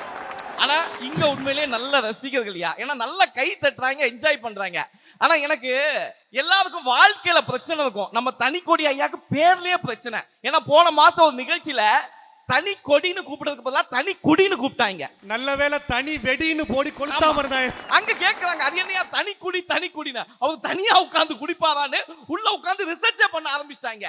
ஆனா ஐயா சொன்ன மோட்டிவேஷன் பாருங்களேன், உண்மையிலேயே வாழ நினைத்தால் வாழலாம். வாழ்க்கையில மீளதுக்கான ஒரு வழி. ஒன்னில உங்க செமஸ்டர்ல எக்ஸாம் இருக்குல்ல, அங்க கேள்விக்கு பதில் தெரியலன்னா வாழ நினைத்தால் வாழலாம், வழியா இல்லை.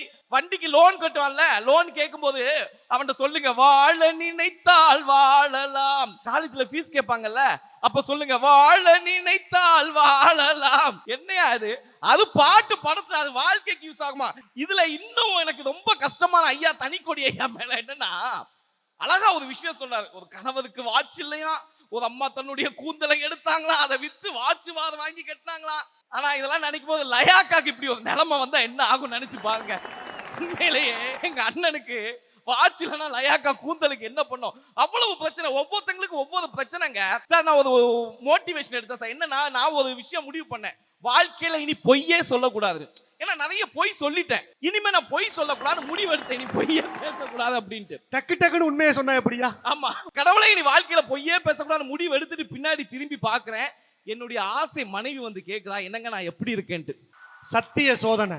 என்ன சொல்ல முடியும்? நல்லா இல்லைன்னு சொன்னா மத்தியானம் சாப்பாடு கட்டு, நல்லா இருக்குன்னு சொன்னா நான் எடுத்த ரெசுலேஷன் போயிடும். எவ்வளவு பிரச்சனை சார். மனைவியை கூட சமாளிச்சா சார். என் மாமியார், அதாவது சாமியாட்ட இருந்து கூட தப்பிச்சுனா மாமியார்ட்ட தப்பிக்க ரொம்ப கஷ்டம். புத்தாண்டுல அவனுக்கு என்ன பிரச்சனைனா இவருக்கு என்ன பிரச்சனைன்னு பாருங்க. எனக்கு ஏன் பிரச்சனை தானே சார். உண்மையிலேயே சொல்றேன், என் மாமியார் மாதிரி உலகத்துல யாருக்குமே மாமியார் கிடைக்காதம்மா. ஏன்னா நான் பொண்ணு எடுக்கும்போது என் மாமியார் என்ன தெரியுமா சொன்னாங்க, அவங்க பொண்ணை பத்தி, அப்பா என் பொண்ணு இருக்குல்லப்பா ரொம்ப அமைதியான பொண்ணுப்பா, ரொம்ப அமைதியான பொண்ணுப்பா. அடடா, இப்படி ஒரு பொண்ணு தான் வேணும்னு அடம் பிடிச்சி கல்யாணம் பண்ணேன். கல்யாணம் பண்ணி முடிச்சப்பதான் தெரியுது அந்த அமைதியான பொண்ணை பத்தி. எம்மா சமைக்க தெரியுமா? அமைதியா இருக்குது.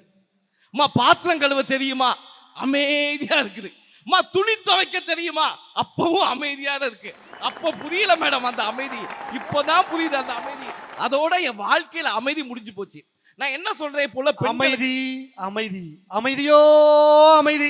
ஆமா, அதாவது ஒரு மனுஷனுக்கு என்ன சார் முக்கியம்? உண்மையிலே முக்கியம் சாப்பாடு. நான் என்ன சொல்றேன், பெண்களுக்குலாம் தயவு செய்து சமைக்க தெரியல நான் விட்டுருங்கம்மா, எங்க பசங்களை டார்ச்சர் பண்ணாதீங்கம்மா. நாங்க ஹோட்டல்ல கூட வாங்கி சாப்பிடுவோம். இந்த யூடியூப்பை பார்த்து சமைச்சு எங்க உயிரை வாங்காதீங்க. அது என்ன சமையல்னு உங்களுக்கும் தெரியல, போட்டவனுக்கும் தெரியல, சாப்பிடுறது எங்களுக்கும் தெரியல. முன்னாடிலாம் பேர் வச்சுட்டு சமைப்பீங்க, இப்பெல்லாம் சமைச்சிட்டு தான் அதுக்கு பேரே வைக்கிறீங்க. என் பொண்டாட்டிலாம் இப்ப குழம்பு வச்சு ட்விஸ்ட் வைக்கிறா, இது என்ன குழம்பு கண்டுபிடி பாப்போன்ட்டு. அதுவும் இன்னைக்கு வீட்டுல குப்பை தொட்டிக்கு நாமெல்லாம் ஏசி போட்டு வச்சிருக்கிறோம், ஃப்ரிட்ஜ்னு பேரு. அதெல்லாம் எவன் கண்டுபிடிச்சான்னு தெரியல. குப்பை தொட்டியில வைக்கிறதெல்லாம் கொண்டு ஃப்ரிட்ஜ்ல வைக்கிறாங்க, ஃப்ரிட்ஜ்ல வைக்கிறதெல்லாம் கொண்டு குப்பை தொட்டியில வைக்கிறாங்க. இந்த கீழடியில இப்ப அகழ்வாராய்ச்சி பண்ணாங்கல்ல சார், அதுல என்ன சார் பழமையான பொருள்? என் வீட்டு ஃப்ரிட்ஜை பாருங்க சார், அதை விட பழமையான பொருள்லாம் கிடைக்கும். தோண்ட தோண்ட உள்ள சங்க காலத்து சாம்பார்லாம் என் வீட்டு தான். அப்படித்தானே ஒரு அக்கா வந்து வத்த குழம்பு ஊத்தி இருக்கு, நல்ல வீட்டுக்காரர் சாப்பிட்டுட்டு சூப்பர்மா வத்த குழம்பு, போன மாசம் வச்சிய வத்த குழம்பு அதே டேஸ்ட்ல இருக்குன்னு இருக்காரு. அந்த அம்மா சொல்லிருக்கு அதே டேஸ்ட்ல இல்லைங்க, அதே குழம்பு தான். அந்த அக்கா வேற யாருல நம்ம லையா அக்கா. நீங்க வத்த குழம்பு வச்சா பரவாயில்லங்க. என் பொண்டாட்டி போன வாரம் புதுசா ஒரு சட்னி வச்சு ஃப்ரிட்ஜில் வச்சிருந்தா சார். அடடா, இப்படி ஒரு சட்னி சாப்பிட்டதே இல்லையே. பாக்குறதுக்கே கலர் ரொம்ப டிஃபரெண்ட் ஆச்சு, பச்சை கலர் இருந்துச்சு. இதெல்லவா சட்னி எடுத்து 2 தோசையை சாப்பிட்டு பார்க்கறது லைட்டா துவர்ப்பா இருந்து. என்னம்மா இது சட்னி எதுலமா பண்ணேன்னு கேட்டா, இது எங்க சாப்பிட்டீங்க? அது நான் கையில வச்சிருக்க மருதாணி இலங்குது, அதை கொண்டு யாராவது ஃப்ரிட்ஜில் வைப்பாங்க சார். ஆனா உண்மையிலே 2 தோசைக்கு போய் 4 தோசை சாப்பிட்டேன் சார். அதுவும் நல்லா இருந்துச்சு, வேற வழி இல்லை. இந்த பிரச்சனைகள்லாம் சமாளிச்சு ஆகணும் சார். ஒய்ஃபை சமாளிச்சுனா மாமியாரை சமாளிக்க, அதாவது வீட்டுக்கு பொண்ணை பார்க்க வந்தா சும்மா வெறுங்கையோட வந்துட்டு போனா கூட சந்தோஷம். எனக்கு பிடிக்குன்னு போன வாரம் என் மாமியார் முள்ளங்கி சாம்பார் சார். ஏற்கனவே 3 நாள் என் பொண்டாட்டி சாம்பாரா வச்சு சாவடிக்குது. இதுல இந்த அம்மா வேற முள்ளங்கி சாம்பாரை வாளியில எடுத்துட்டு வந்துட்டு, நான் அந்த சாம்பார்ல இருந்து தப்பிக்கிறதுக்கு அம்மா பசிக்கலன்னு, இல்லப்பா நீ சாப்பிட்டாதான் கிளம்புவேன்னு அடம் பிடிக்குது. இல்லம்மா நான் குளிச்சுட்டு வந்து சாப்பிடுறேன்னு பொய்ய சொன்னேன். குளிச்சுட்டு வாப்பா பார்த்துக்கிட்டே இருக்கேன்னு சொல்லுது. சரின்னு குளிச்சுட்டு வந்து வாசல்ல நிக்கிறேன், தம்பி சாப்பிடுங்கச்சு. இந்த சாம்பாரை ஊத்திக்கிட்டு இட்லியும் வச்சுட்டு என் மாமியார் என்னையும் பார்க்குது சாம்பாரையும் பார்க்குது, என்னையும் பார்க்குது சாம்பாரையும் பார்க்குது. அதுக்கு என்னன்னா, நான் சாப்பிட்டுட்டு அந்த சாம்பார் நல்லா இருக்குன்னு சொல்லணுமா. நான் ஒரு ரெசுலேஷன் எடுத்துட்டேன், என்ன, வாழ்க்கையில இனி பொய்யே சொல்லக்கூடாதுன்னு. வாழ்க்கையில எவ்வளவு பிரச்சனை பார்த்தீங்களா. இந்த பிரச்சனையெல்லாம் சமாளிக்க முடியலையா? ஐயா ஆமா, ஒண்ணு இல்ல. இன்னைக்குள்ள பசங்கள்ட்ட ஏதாவது பேச முடியுதா? ஒண்ணு இல்ல. நல்ல விஷயம் சொல்லலான்னு தம்பி, உசுப்பேத்துறவன்ட்ட உம்முனும் கடுப்பேத்துறவன்ட்ட கம்முன்னு இருந்தா வாழ்க்கை சும்மா ஜம்முன்னு இருக்குன்னு. நீங்க கொஞ்சம் கம்முன்னு இருங்கன்னு அவங்க சொல்றாங்க. ஆமா, அப்படி சொன்னா கூட பரவாயில்ல அண்ணே. பொண்டாட்டி கம்முனும் மச்சினிச்சு கும்முன்னு இருந்தா வாழ்க்கை ஜம்முன்னு இருக்குங்கிறான். எப்படி பேச முடியும் தம்பி? மனைவியுடன் அன்பாக இருங்கள்ங்கிறேன். யார் மனைவியோடு அன்பாக இருக்கணும்னு கேட்கிறான். இவங்கள்ட்ட இன்னைக்கு பேச முடியுதா சார்? ஒண்ணு இல்ல, நல்ல விஷயம் சொல்லலாம். தம்பி சிகரெட் பிடிக்காதப்பா, வாழ்க்கைக்கு கேடுனா அவன் கேட்கிற என்ன சிகரெட்னா அசாதாரணமா நினைச்சியா? சிகரெட் பிடிக்கிறதுல எவ்வளவு தத்துவம் இருக்கு தெரியுமா?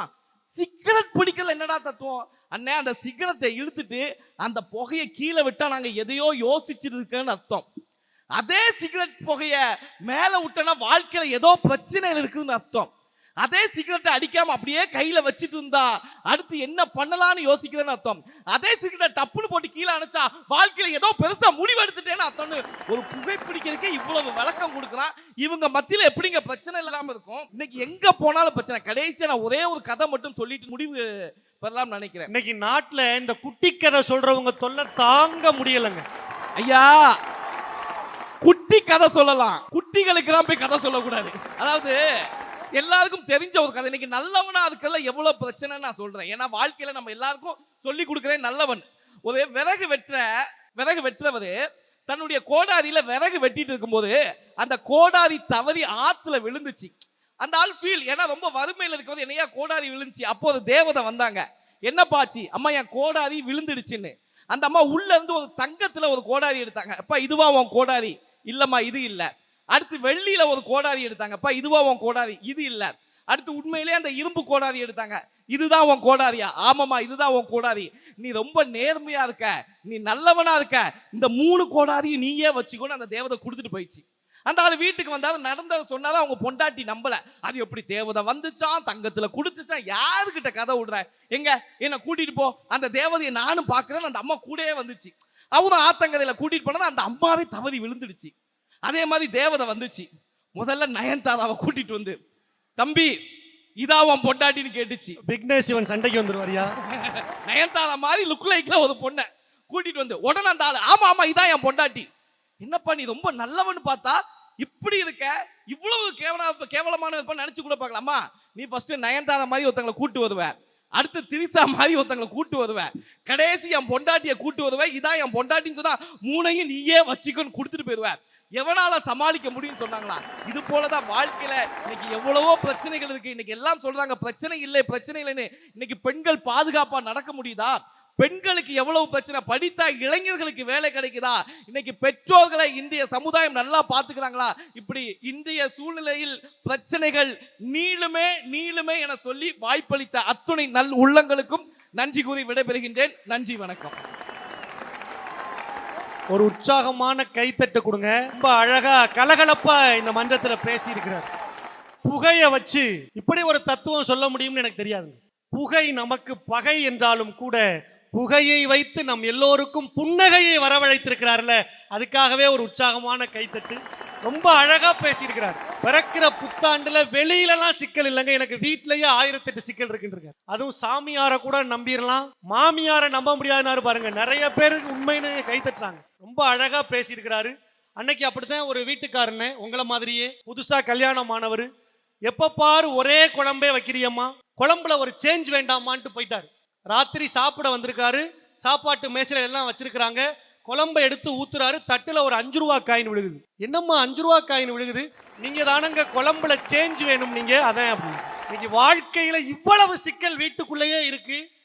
பிறக்கிற புத்தாண்டுல இருக்கிற சிக்கல்களை எல்லாம் நாங்க இன்னும் மீளும் எப்படி சொல்றது, அது நீண்டுகிட்டு தானே போகுது அப்படின்னு ரொம்ப அருமையாக நாஞ்சில் விஜயன் பேசி இருக்கிறார்.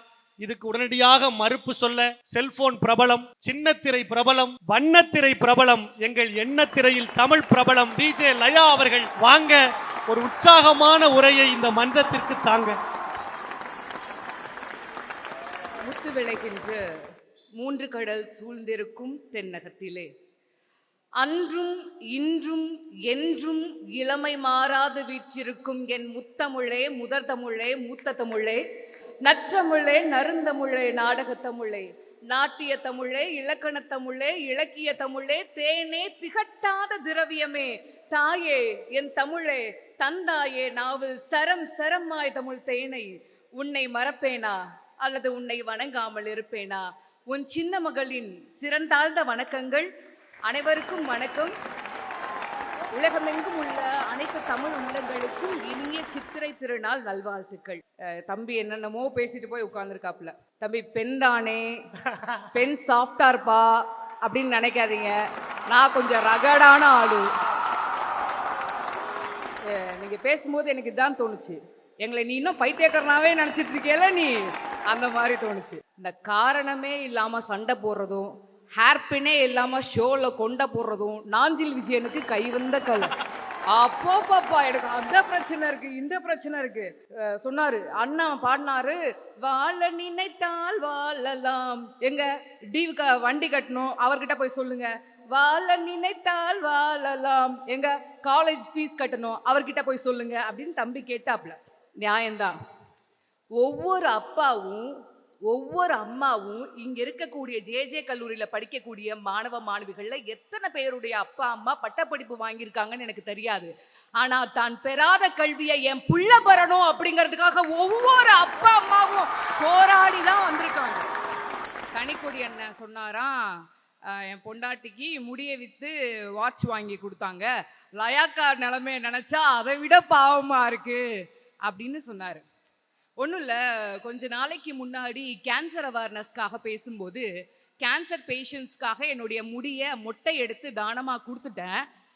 அதுக்கப்புறம் நான் இந்த ஹேர் ஸ்டைல் தான் ஃபாலோ பண்ணிகிட்ருக்கேன்.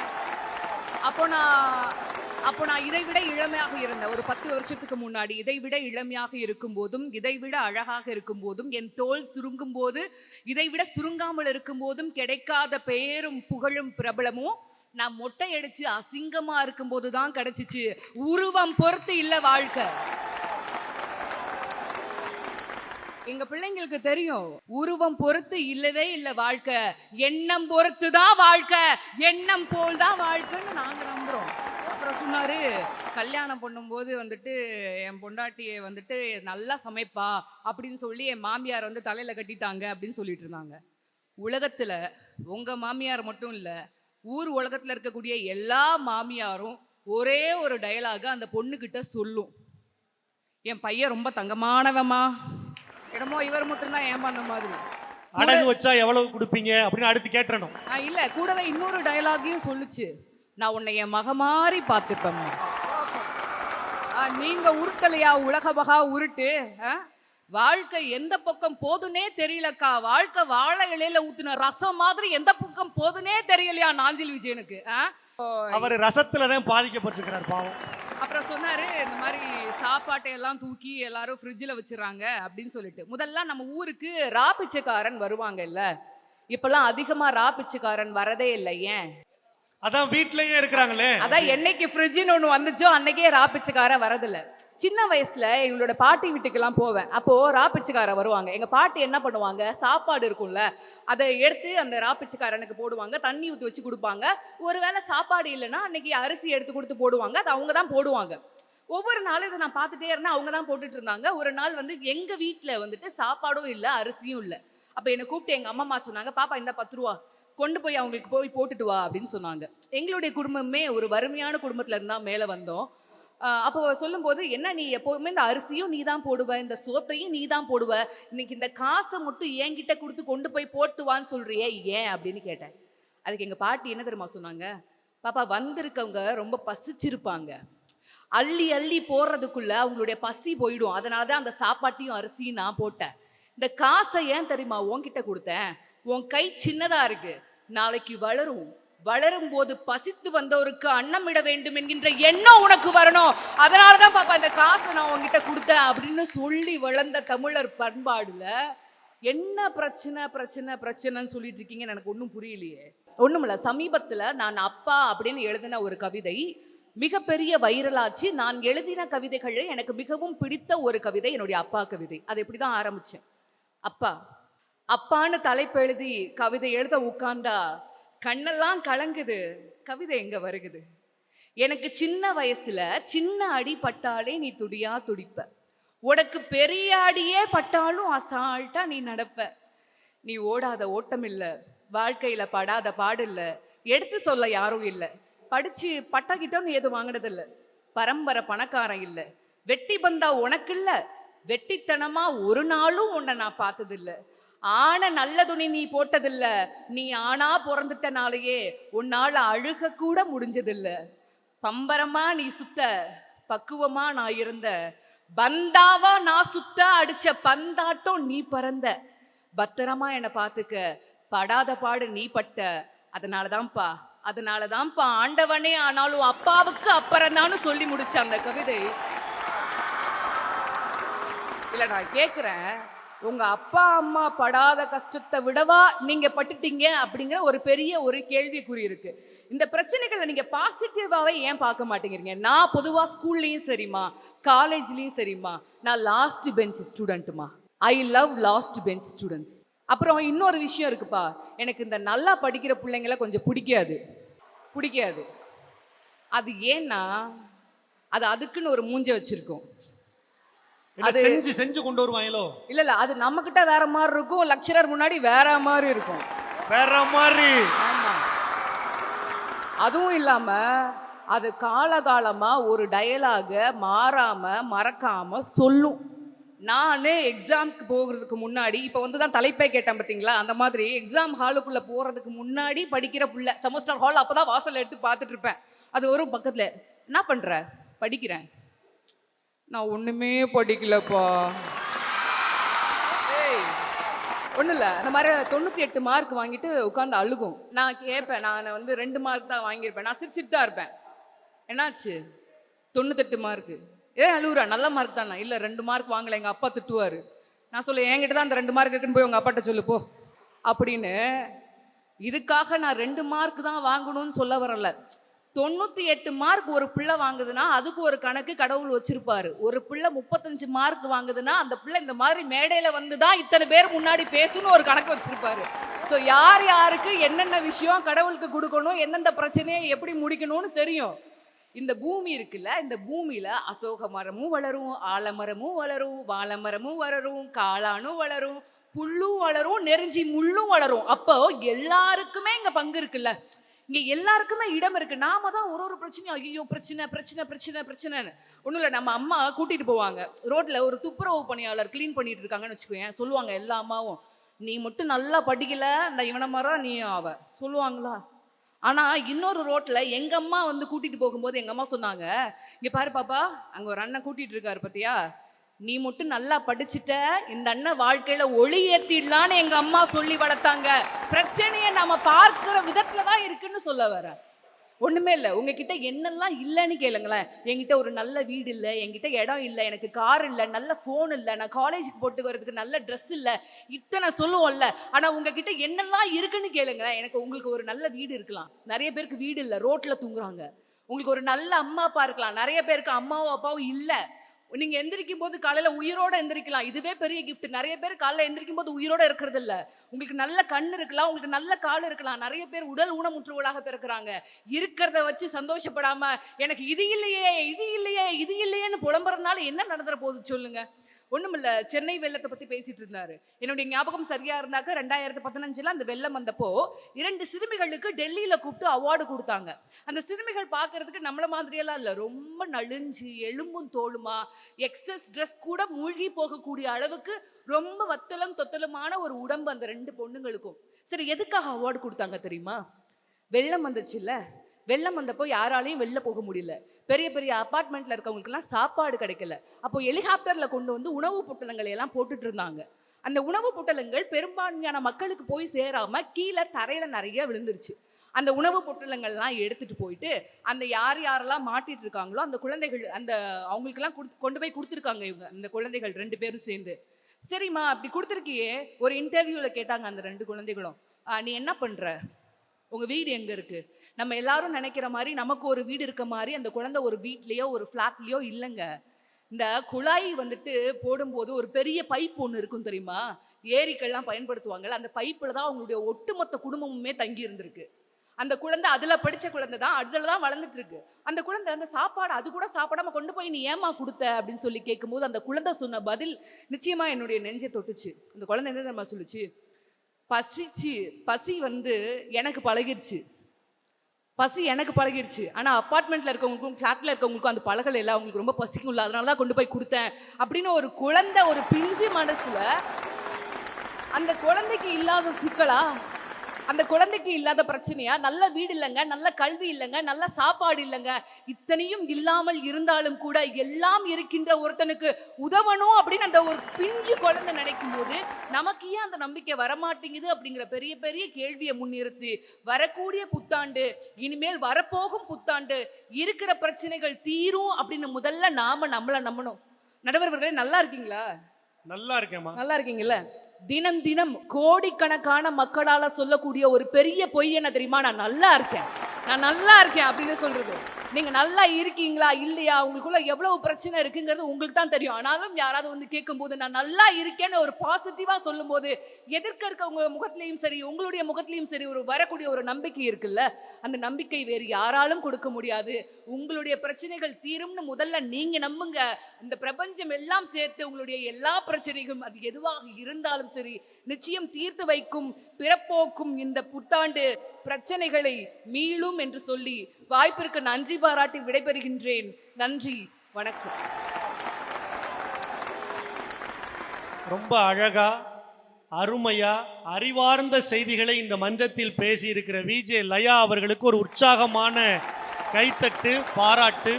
பிறந்த உடனே தாலாட்டு, கடைசியில நீராட்டு, அதற்கு இடையில நம்மை மகிழ்ச்சியோடு வாழ வைப்பது மற்றவர்களுக்கு நாம் வழங்குகிற பாராட்டு என்று சொல்லி ஒரு உற்சாகமான பாராட்டை இந்த பட்டிமன்ற அணிக்கு வழங்குங்க. ரொம்ப அழகா பேசியிருக்கிறாங்க. பேசும்போது அப்பாவை பத்தி ஒரு கவிதை சொன்னாங்க. அரங்கம் அப்படியே கைத்தட்டல்களால் நிறைந்தது. ஏன்னா இந்த அரங்கத்தில் நிறைய பெண் குழந்தைகள் இருக்கிறீங்க, டேட்ஸ் லிட்டில் பிரின்சஸ் இருக்கிறீங்க. ஒரு கவிஞன் ரொம்ப அழகா எழுதுனாங்க, இன்றைக்கு நம்மோடு அவன் இல்லையேன்னு சொல்லி நான் வருத்தப்படுவது உண்டு.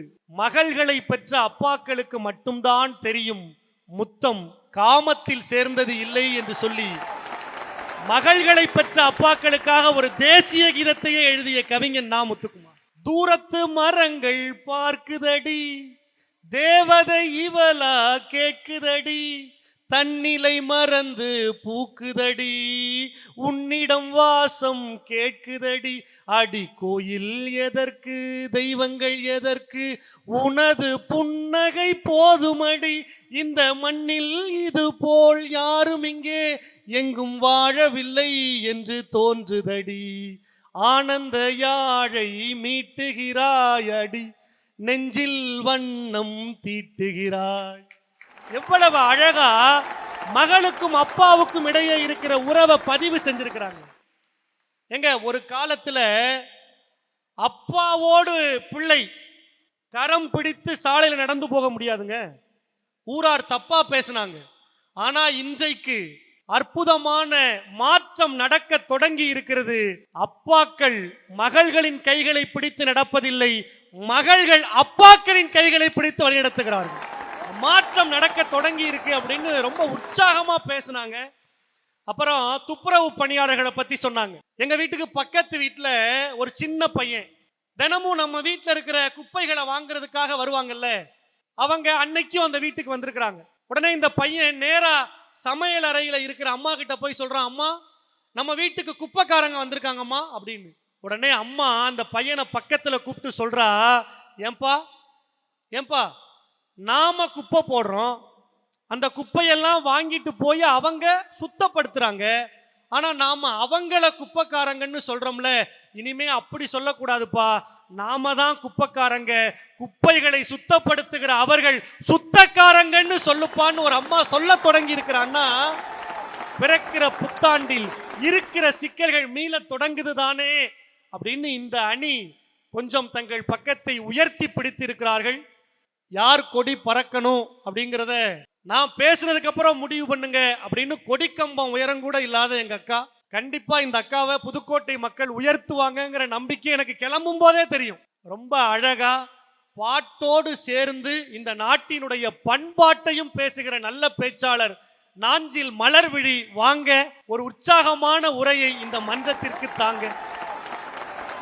அமுதே தமிழே அழகிய மொழியே எனதுயிரே, சுகம்பல தரும் தமிழ்ப்பா, சுகம்பல தரும் தமிழ்ப்பா, சுவையோடு கவிதைகள் தா, சுவையோடு கவிதைகள் தா, தமிழே நாளும் நீ பாடு, அமுதே தமிழே அழகிய மொழியே எனதுயிரே, அமுதே தமிழே அழகிய மொழியே எனதுயிரே.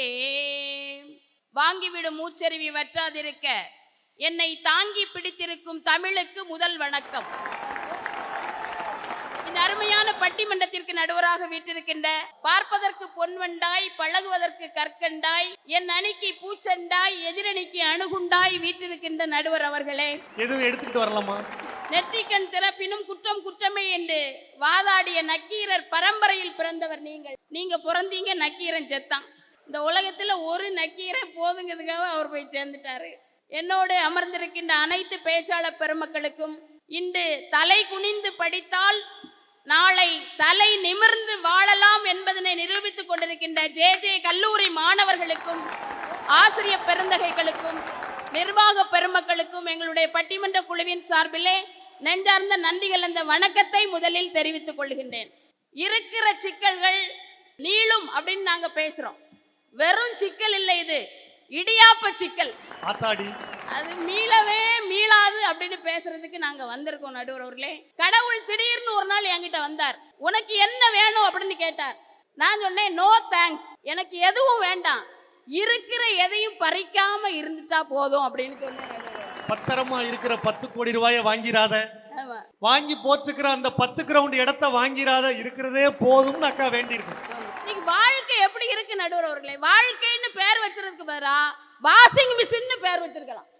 சும்மா அடிச்சு துவைக்குது நம்மள.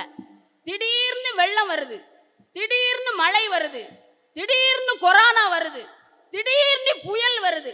இதுல இருந்து நம்மளால மீண்டு வர முடியலையே என்கிறதான் எங்களுடைய எல்லாம் வானிலை ஆய்வு மையம் சொன்ன தேதியில வரல. ஆமா. இன்னைக்கு பாருங்க, உழைக்க தெரிந்தவர்களுக்கு சம்பளம் குறைவு, பிழைக்க தெரிந்தவர்களுக்கு தான் இன்றைக்கு சம்பளம் அதிகம் என்று சொன்னால் இந்த வாழ்க்கை நமக்கு நல்லா இருக்கா? அதை மட்டும் நினைச்சுக்கோங்க.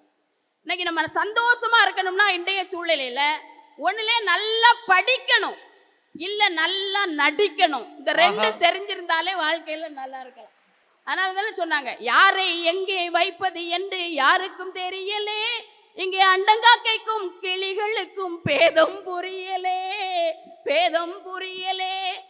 இன்னைக்கு இந்த வாழ்க்கை முறை எப்படி இருக்கிறதுங்கிறத புதுக்கோட்டையில ஒரு கவிஞர் வாழ்கிறார் நடுவர் அவர்களே. தங்கமூர்த்தின்னு ஒரு அண்ணா வாழ்கிறார்.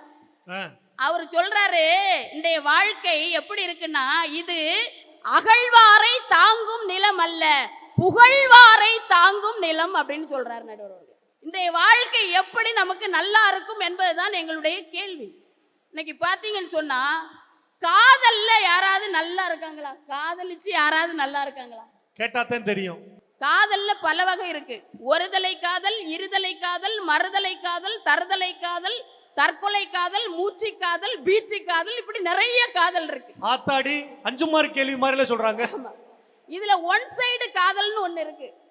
ஒருதலை காதலும் ஒன் சைடு ஆம்பளைட்டும் ஒண்ணு. ஏன் தெரியுமா அப்படி சொல்றேன்? அது ஒரு பக்கம் வெந்து இருக்கும், இன்னொரு பக்கம் நொந்து இருக்கும். அதுதான் இன்றைய காதல். இன்னைக்கு பாருங்க நடுவர் அவர்களே, ஒரு பாட்டு நீங்க கேட்டிருப்பீங்க. முதன் முதலாய் உன்னை பார்க்கிறேன், ஒன்று கேட்கிறேன், என்னை தெரிகிறதா, ஜென்ம ஜென்மமாய் வந்த காதலும் அந்த நேசமும் நெஞ்சில் வருகிறதா. அருமை அருமை. இன்னைக்கு 3 நாளா அந்த பாடல் ஒலித்து கொண்டே இருக்கிறது. காரணம், இதில் நடித்த மனோஜ் என்பவர் இன்று நம்மிடத்தில் இல்லை நடுவர் அவர்களே. அப்போ வாழ்க்கை எவ்வளவு குறுகியதாக இன்று காணப்படுகிறது. இன்னைக்கு பார்த்தீங்கன்னா நம்ம மாணவர்கள் ரொம்ப மகிழ்ச்சியா இருக்காங்க. இது எக்ஸாம் காலத்துல நாம இருக்கோம். இதுல ஒரு பொண்ணு என்கிட்ட வந்து சொன்னா, பரீட்சை பேப்பரும் நம்ம பசங்களும் ஒண்ணு அப்படின்னா. ஏன்னு கேட்டேன், பரீட்சை பேப்பரும் பசங்களும் எப்படி ஒண்ணுன்னே, ரெண்டையும் திருத்தவே முடியாது அப்படின்னா. உடனே ஒரு பையன் என்கிட்ட வந்து சொன்னா, இந்த பரீட்சை பேப்பரும் இந்த பொண்ணுகளும் ஒண்ணு அப்படின்னா. ஏன்?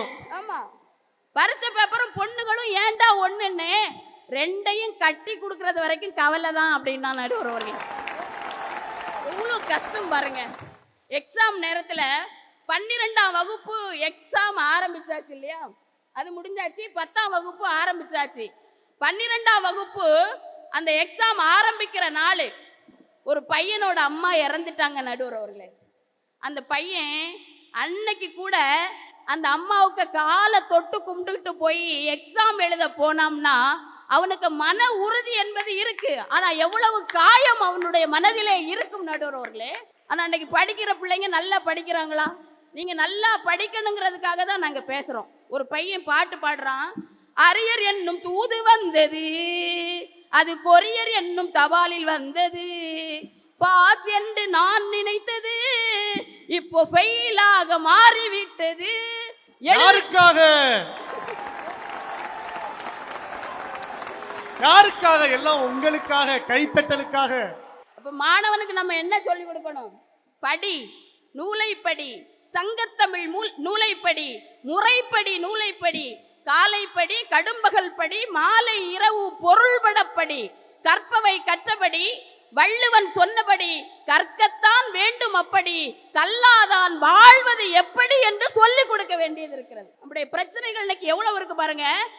வீடுன்னா சொர்க்கம்னு சொல்லுவாங்க. நபிகள் நாயகன் சொல்றாரு, தாயின் காலடியில் சொர்க்கம் இருக்கிறது அப்படின்னாங்க. ஒரு வீடு சொர்க்கமான வீடுன்னா என்ன வீடு தெரியுமா?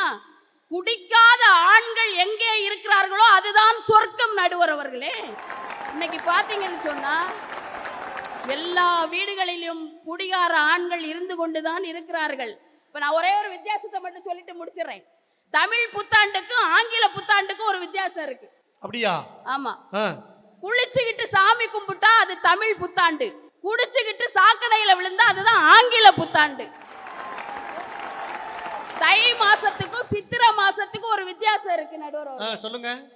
இப்ப நாம சூரியனுக்கு பொங்கல் வச்சா அது தை மாசம், சூரியன் நமக்கு பொங்கல் வச்சா அதுதான் சித்திரை மாசம். இன்னைக்கு பாத்தீங்கன்னா குடும்ப சிக்கல்கள், பொருளாதார சிக்கல்ல இருந்து இன்னைக்கு நாம மீள முடியுதா சொல்லுங்க? ஒன் தாலி டோட்டல் லைஃபும் காலி. அதுதான் இன்னைக்கு நடந்துட்டு இருக்கு. நடுவர் அவர்களே, ஒரு பொண்ணுகிட்ட அப்பா கேட்டார், எம்மா இந்த பையனை பேசி முடிச்சிருவோமா அப்படின்னார். அந்த பொண்ணு சொல்லிச்சு, நீங்க பேசுங்கப்பா நான் முடிச்சிடுறேன் அப்படின்னு. ஓ, கல்யாணம் ஆகாத இளைஞனுக்கு தாலி கட்ட முடியலையேன்னு ஒரு கவலை தான்.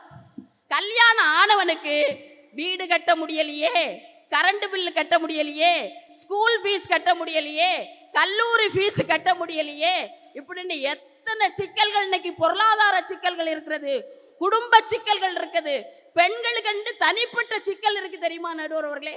பெண்கள் இன்னைக்கு படிச்சுக்கிட்டு போறது பெரிய விஷயம் இல்லை, பத்திரமா போய் வீடு சேரணும்னா அது எவ்வளவு கஷ்டமாக இருக்கிறது என்பது இன்னைக்கு சமுதாயத்தை பொறுத்த அளவில் இருக்கிறது. ஒழுங்கா தூக்கம் இருக்கா? அன்னைக்கு யாராவது ஒழுங்கா தூங்குறீங்களா? அன்னைக்கு பாயை விரிச்சு படுத்தோம்னா அப்படி நிம்மதியா தூங்கினான். இன்னைக்கு பாத்தீங்க 12 மணிக்கு மேலதான் புது டேட்டா வருது, தூங்கவே மாட்டேங்கிறான் நடுவர் அவர்களே.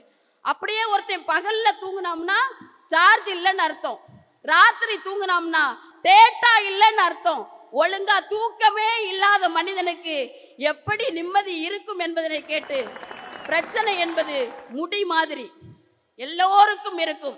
சிலருக்கு உங்களை மாதிரி நிறைய இருக்கும், சிலருக்கு லயாக்கா மாதிரி கம்மியா இருக்கும். அப்ப மொட்டை அடிச்சிடலாமான்னு கேக்குறீங்க. மொட்டை அடிச்சா புதுசா வளர்ந்து கொண்டே இருக்கும் என்று சொல்லி பிறக்கின்ற புத்தாண்டில் இருக்கிற சிக்கல்கள் நீளுகிறது என்று கூறி அருமையான வாய்ப்புக்கு நன்றி கூறி அமைகிறேன். நன்றி, வணக்கம்.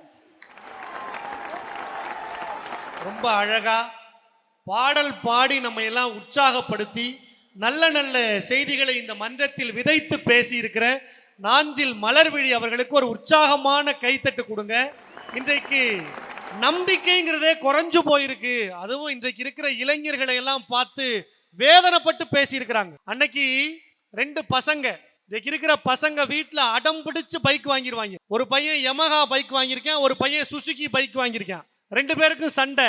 ஓ வண்டி வேகமாக போகுமா, என் வண்டி வேகமாக போகுமாயா, ரேஸ் வச்சுக்கிருவோமா அப்படின்னு ரேஸ் வச்சிருக்கேன். அந்த ரேஸை பார்த்துட்டு ஒரு கவிஞர் அழகா ஒரு ஹைக்கு எழுதியிருக்கிறார். யமஹாவுக்கும் சுசுகிக்கும் பந்தயம், யமஹாவுக்கும் சுசுகிக்கும் பந்தயம், பந்தயத்தின் முடிவில் ஆம்புலன்ஸ் வெற்றி பெற்றதுன்னு எழுதியிருக்கிறார். இன்றைக்கு நாட்டில் இருக்கிற இளைஞர்கள் இப்படி போயிட்டு இருக்கீங்களே அப்படிங்கிற வேதனையில பேசியிருக்கிறாங்க. ஒரு அப்பா அன்னைக்கு கல்லூரியில படிக்கிற தன்னுடைய மகனை கூப்பிட்டுட்டே, தம்பி பிப்ரவரி 14 என்ன தேதி தெரியுமா அப்படின்னாரு. உடனே பையன் சிரிச்சுக்கிட்டே தலையை சொரிஞ்சுக்கிட்டே சொன்னான், அது தெரியாதாப்பா, பிப்ரவரி 14 காதலர் தினம் பாண்ண. அப்பா செவிலே ஒரு அறை விட்டு, கரண்ட் பில்லு கட்டுறதுக்கு கடைசி தினம்டா, முதல்ல கட்டிட்டு வான்னாரு. இன்றைக்கு இருக்கிற இளைய சமூகம் சரியான பாதையில போகுதா அப்படின்னு கேட்டிருக்கிறாங்க. இன்றைக்கு குடி அப்படிங்கிறது குடிமக்களினுடைய பிரதான பிரச்சனையாக மாறி இருக்குங்கிற வேதனையை இந்த மன்றத்தில் பதிவு செய்திருக்கிறாங்க. இவ்வளவு கஷ்டங்களை கொட்டின பிறகு அதை சமாளிக்க முடியும்னா கஷ்டத்தோடையே வாழ்றவங்களால தான் சமாளிக்க முடியும். இந்த நிகழ்ச்சியை இத்தனை கடினங்களுக்கு மத்தியிலும் மிக சிறப்பாக நடத்தி இருக்கிற நிகழ்ச்சியினுடைய இயக்குனர், தமிழ்நாடு அரசினுடைய விருதாளர், சின்னஞ்சிறிய கிராமத்தில் இருக்கிற பெற்றோர்களின் நம்பிக்கையை, உங்களை மாதிரியான கிராமத்து பெண்களினுடைய நம்பிக்கை நட்சத்திரமாக வளர்ந்து கொண்டிருக்கிற சிங்கப்பெண் சிவநந்தினி வாங்க ஒரு உற்சாகமான உரையை இந்த மன்றத்திற்கு தாங்க.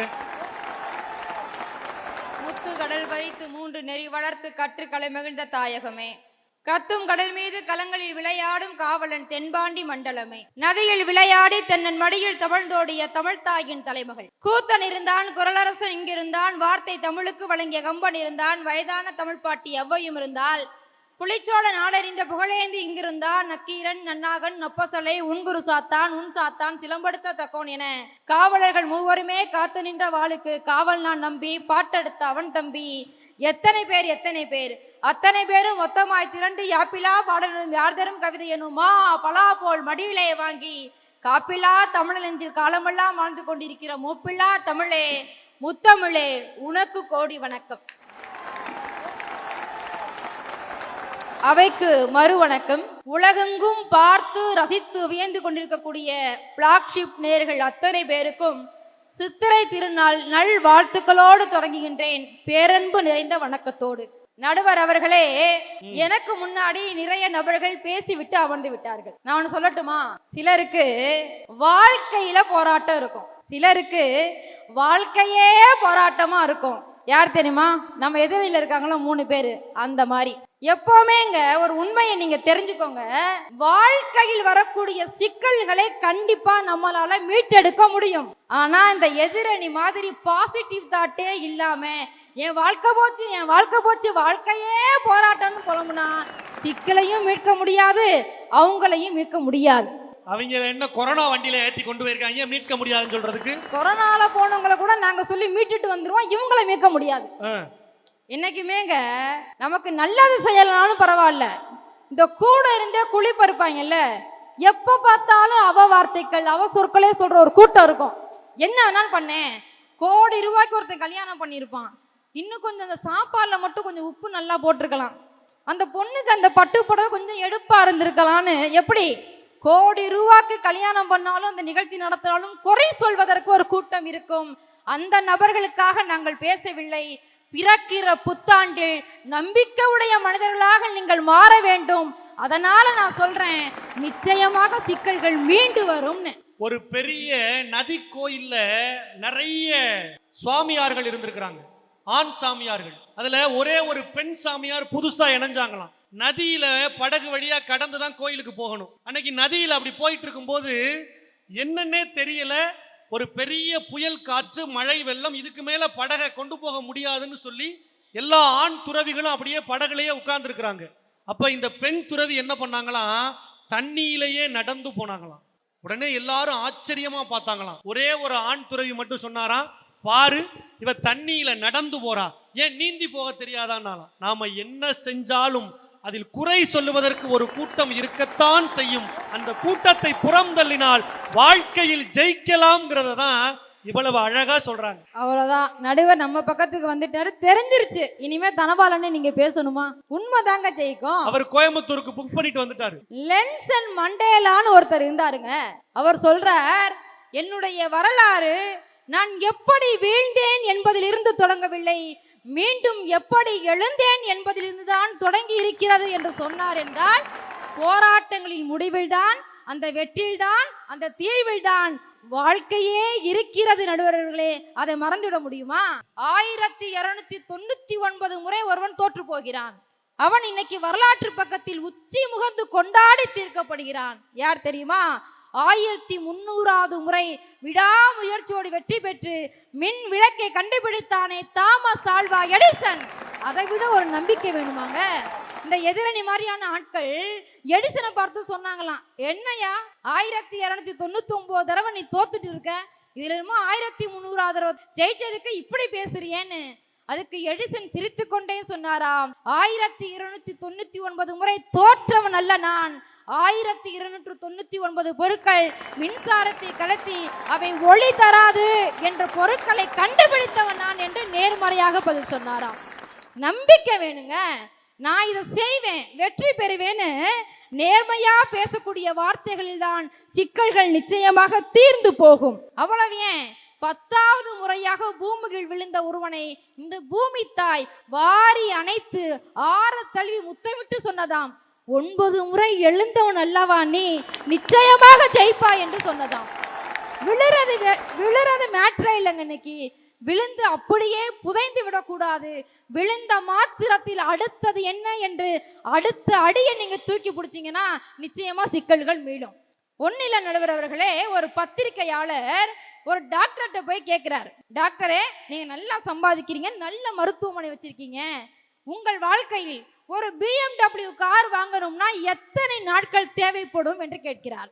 அதுக்கு அந்த டாக்டர் சொல்றார், எனக்கு 1 வருஷம் ஆகும் தம்பி அப்படின்னு சொல்றாரு. உடனே இந்த பத்திரிகையாளர் ஒரு சிவில் இன்ஜினியர்கிட்ட போய் கேட்கிறாரு, சார் நீங்க ஒரு பெரிய தொழில் நிறுவனத்துல சிவில் இன்ஜினியரா இருக்கீங்க, நீங்க BMW கார் வாங்கணும்னா எத்தனை நாட்கள் உங்களுக்கு வேண்டும்னு. அதுக்கு அந்த சிவில் இன்ஜினியர் சிரிச்சுக்கிட்டே சொல்றார், என்னுடைய 8 மாசம் சம்பளத்தை நான் சேர்த்து வச்சேன்னா BMW கார் வாங்கிடுவேன்னு.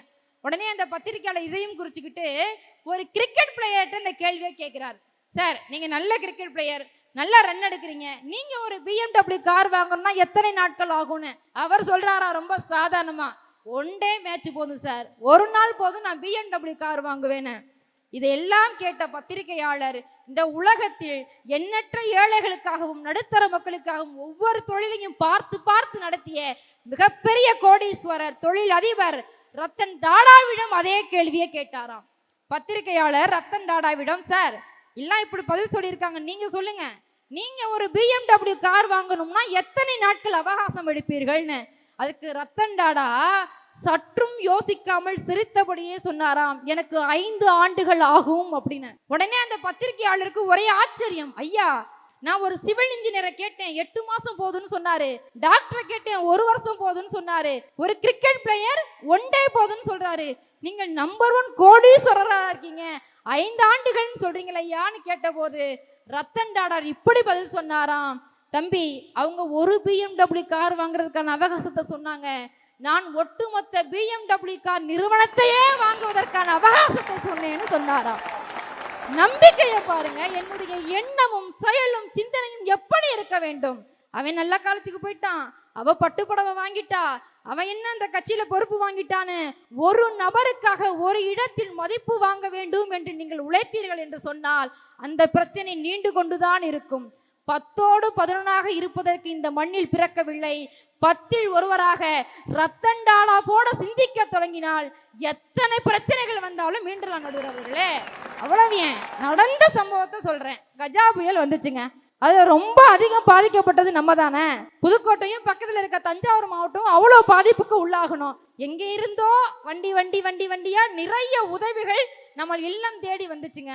அப்போ நம்ம மக்கள் வீடு இல்லை, வச்ச மரம் இல்லை, பணம் இல்லை, நகை இல்லை, வாழ்வாதாரத்துக்கு எதுவும் இல்லைன்னு நலிந்து போயிருக்காங்க. அப்போ நம்ம மக்கள் என்ன பண்ணாங்களாம், வண்டி வண்டியா உதவிகள் வந்த போதும் பிள்ளை மாறி வளர்த்த தென்னம்பிள்ளைகள் குலை குலையாய் சார்ந்து கிடப்பதை கண்ணீர் விட்டு அழுதாலும் கூட, ராசா எங்களுக்காக இவ்வளவு பொருளை கொண்டாந்து இறக்கிட்டு நீ சும்மாவாயா போவன்னு சொல்லிட்டு அந்த வண்டிகள் நிறைய இளநீர்களையும் தேங்காய்களையும் அள்ளி அள்ளி அனுப்பி வைத்தார்கள் என்று இப்ப நடந்திருக்கீங்களே கஜா புயல்ல.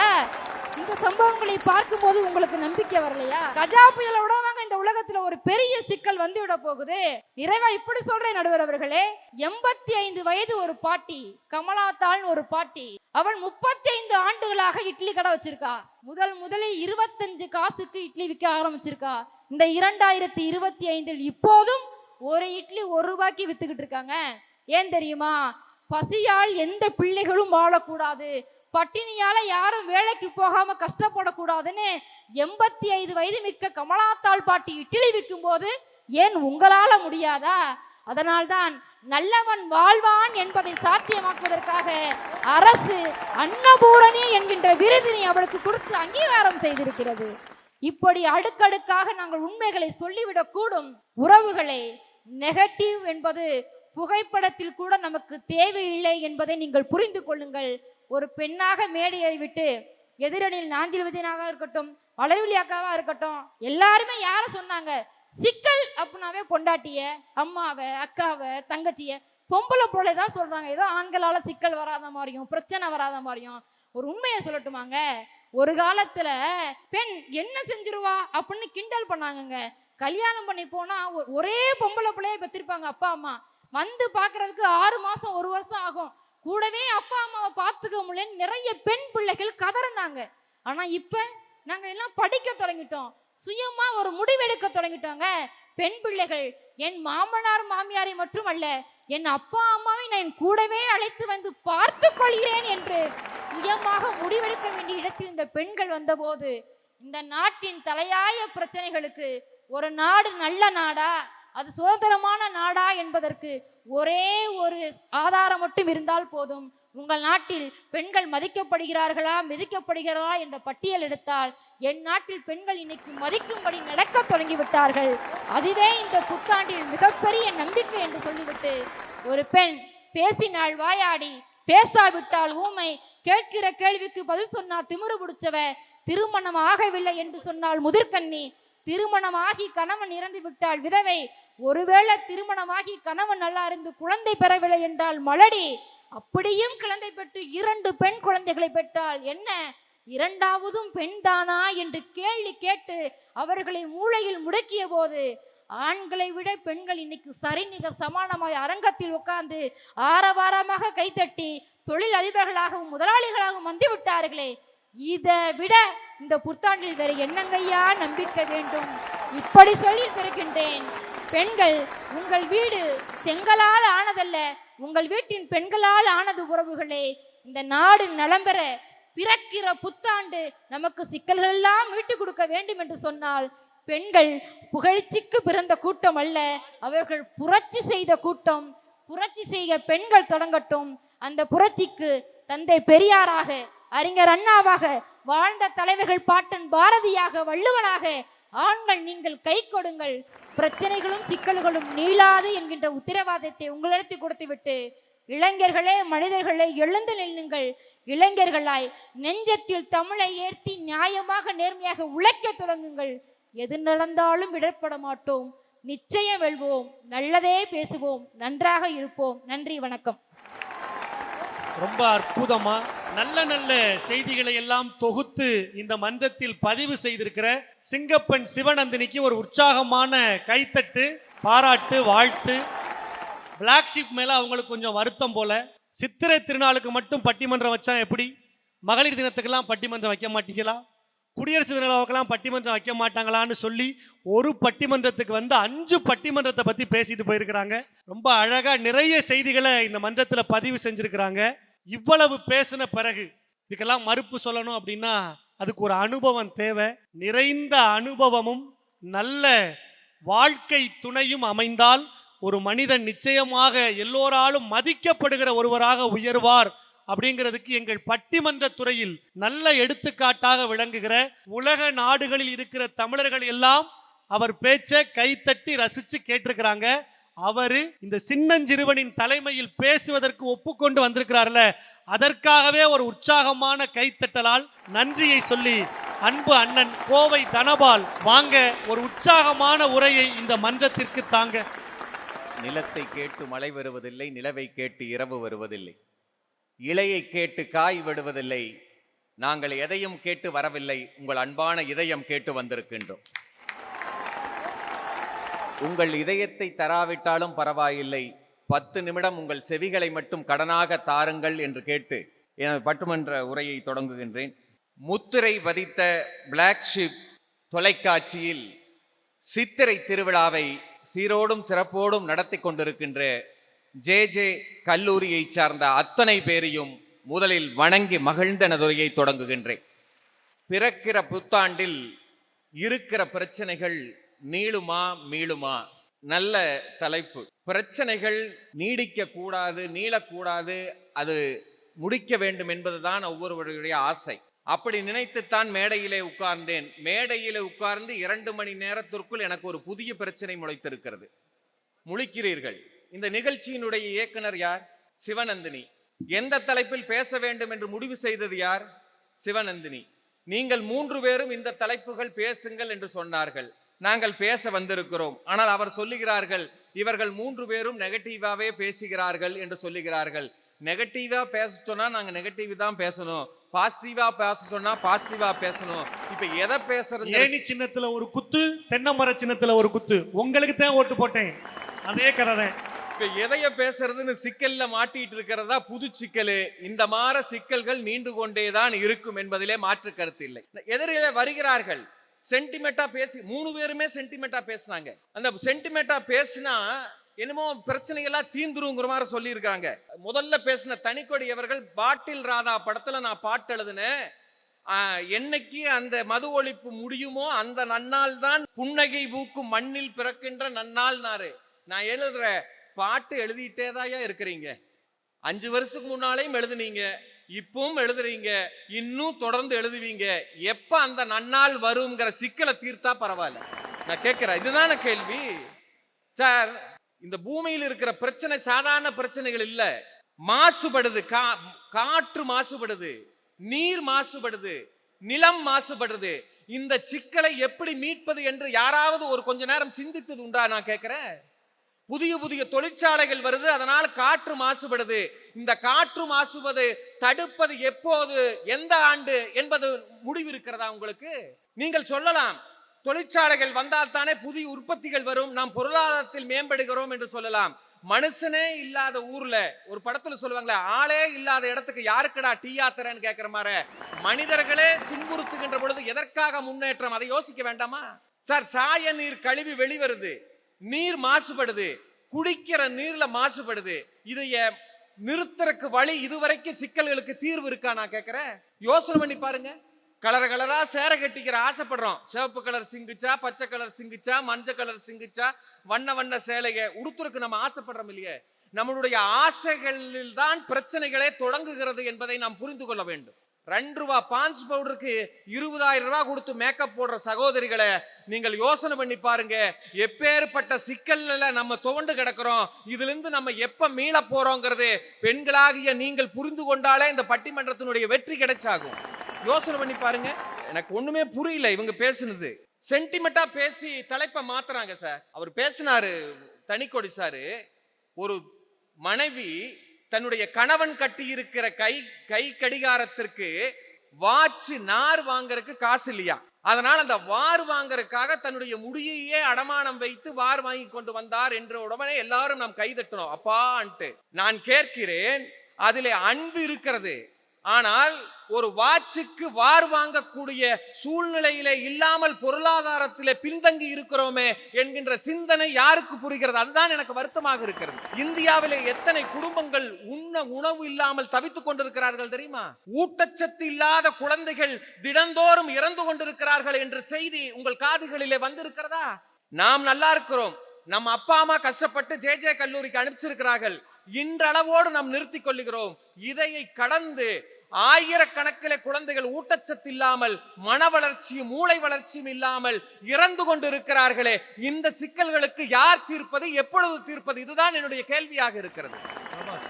யோசனை பண்ணி பாருங்க. ஒரு உதாரணங்களை சொல்லிக் கொண்டிருக்கிறார்கள். ஆட்டோக்கார மகன் ஆட்டநாயகன் ஆகிவிட்டான், புரோட்டா மாஸ்டர் புள்ளை 10 on 10 CBSE வாங்கிவிட்டால், மூட்டை தூக்குகின்றவனுடைய மாணவன் 600 மதிப்பெண்கள் மூட்டை மூட்டையாக பெற்றுக்கொண்டான். அழகான கவிதைகள் எழுதுவார்கள், அழகான வசனங்கள் இருக்கும். நான் கேட்கிறேன், 146 கோடி மக்கள் இருக்கின்ற இந்திய தேசத்திலே வெறும் 40 பேர்கள் சாதித்திருக்கிறார்கள் என்று சொன்னால் மீதி பேர்கள் எந்த அவல நிலையிலே இருக்கிறார்கள் என்பதை யோசிக்க வேண்டாமா? அருமை குழந்தைகளே, இந்த செல்போன் சாதாரண விஷயம். இந்த செல்போன்ல சிக்கி கொண்டிருக்கின்ற குழந்தைகளை நீங்கள் சிந்தித்து பாருங்கள், எப்பொழுது மீள போகிறீர்கள்? ஒரு காலத்திலே பள்ளிக்கூடத்திலும் கல்லூரியிலும் செல்போன் உள்ளே வரக்கூடாது என்று சொன்னார்கள். இப்பொழுது பள்ளிக்கூடமும் கல்லூரியுமே இந்த செல்போனுக்குள்ளதான் இருக்கிறது என்று சொல்லுகிறார்களே. எதை எடுப்பது, எதை விடுப்பது எனக்கு புரியவில்லை. இந்த சிக்கல்களுக்கு எப்பொழுது தீர்வு கிடைக்கும்? தீருமா? கிடைக்குமா? 2 பேர் சாதனை. ரோபோட்டை கண்டுபிடித்த விஞ்ஞானிக்கு நான் ராயல் சல்யூட் அடிக்கிறேன். ஒரு விஞ்ஞானி, 10 விஞ்ஞானி, இல்லாட்டி 100 விஞ்ஞானி தினம்தோறும் இந்த வாட்ஸ்அப்பில் வந்து கொண்டிருக்கிறது. பள்ளி அறையிலும் கல்லூரி அறையிலுமே பெண் பிள்ளைகள் பீர் பாட்டிலோடு குடித்துக் கொண்டிருக்கின்ற வாட்ஸ்அப் செய்திகள் வருகிறது. உள்ளம் குமுறுகிறது. இந்த கலாச்சாரத்தை யார் கொண்டு வந்து விட்டான்? எப்படி எடுத்தீர்கள்? இது எப்பொழுது விடப்போகிறீர்கள்? சிக்கிக் கொண்டிருக்கின்ற பெண்களை யோசித்து பாருங்கள். தமாஷ் பேசுவதில்லை, மனைவியை பத்தி ஜோக் அடிப்பதில்லை. நானும் அடிப்பேன். நான் கேட்டேன் எங்க அம்மா கிட்ட, ஏமா திருமணங்கிறது சொர்க்கத்துல நிச்சயிக்கப்படுன்னு சொன்னேம்மா, நானும் நம்பித்தாமா கல்யாணம் பண்ணேன், இப்ப என்னம்மா இந்த பிரச்சனையா இருக்குதுன்னு கேட்டேன். எங்க அம்மா கூட ஒரு வார்த்தை சொன்னாங்க, திருமணம் தாண்டா சொர்க்கத்துல நிச்சயிக்கப்படுறது, மனைவிகள நரகத்துல இருந்தா வருவாங்கடா. நகைச்சுவைக்கு பேசலாம், யதார்த்தத்தை பேச வேண்டாமா? நான் கேட்கிறேன் சார். தலையாய கடமை. எல்லாரும் சிந்திச்சு பாருங்க. பிளாஸ்டிக் நம் கையில இருக்கிறது, பிளாஸ்டிக் நம் கையில இருக்கிறது. பிளாஸ்டிக் ஒழிப்பதற்கு ஏதாவது முயற்சி எடுத்திருக்கிறோமா? நான் கேட்கிற ஒரு ஒரு பழம் வாங்க போறீங்க, ஒரு பூ வாங்க போறீங்க, ஒரு மளிகை ஜாமான் வாங்க போறீங்க, எத்தனை பேர் மஞ்சப்பை எடுத்துட்டு போறீங்க? காலையில அதிகாலையில பால் வாங்க போறீங்க, எத்தனை பேர் தூக்கு போசி எடுத்துட்டு போறீங்க? எல்லாரும் கை வீசிட்டே போறோம். ஏன்னா அவன் பிளாஸ்டிக் கவர்ல போட்டு கொடுப்பா, இன்ஸ்டன்டா வாங்கிட்டு வரலான்னு போறாங்க. அந்த பிளாஸ்டிக் நம்மை மட்டுமல்ல, நம்மை வளர்த்து ஆளாக்கிய இந்த பூமியை நாசமாக்கி கொண்டிருக்கிறது. இந்த சிக்கலிலிருந்து எப்பொழுது மீள போகிறோம்? நிறைவா முடிச்சுக்கிற நடுவர் அவர்களே, என்னால் அதிகமா பேசினாலும் சிக்கல் தான்.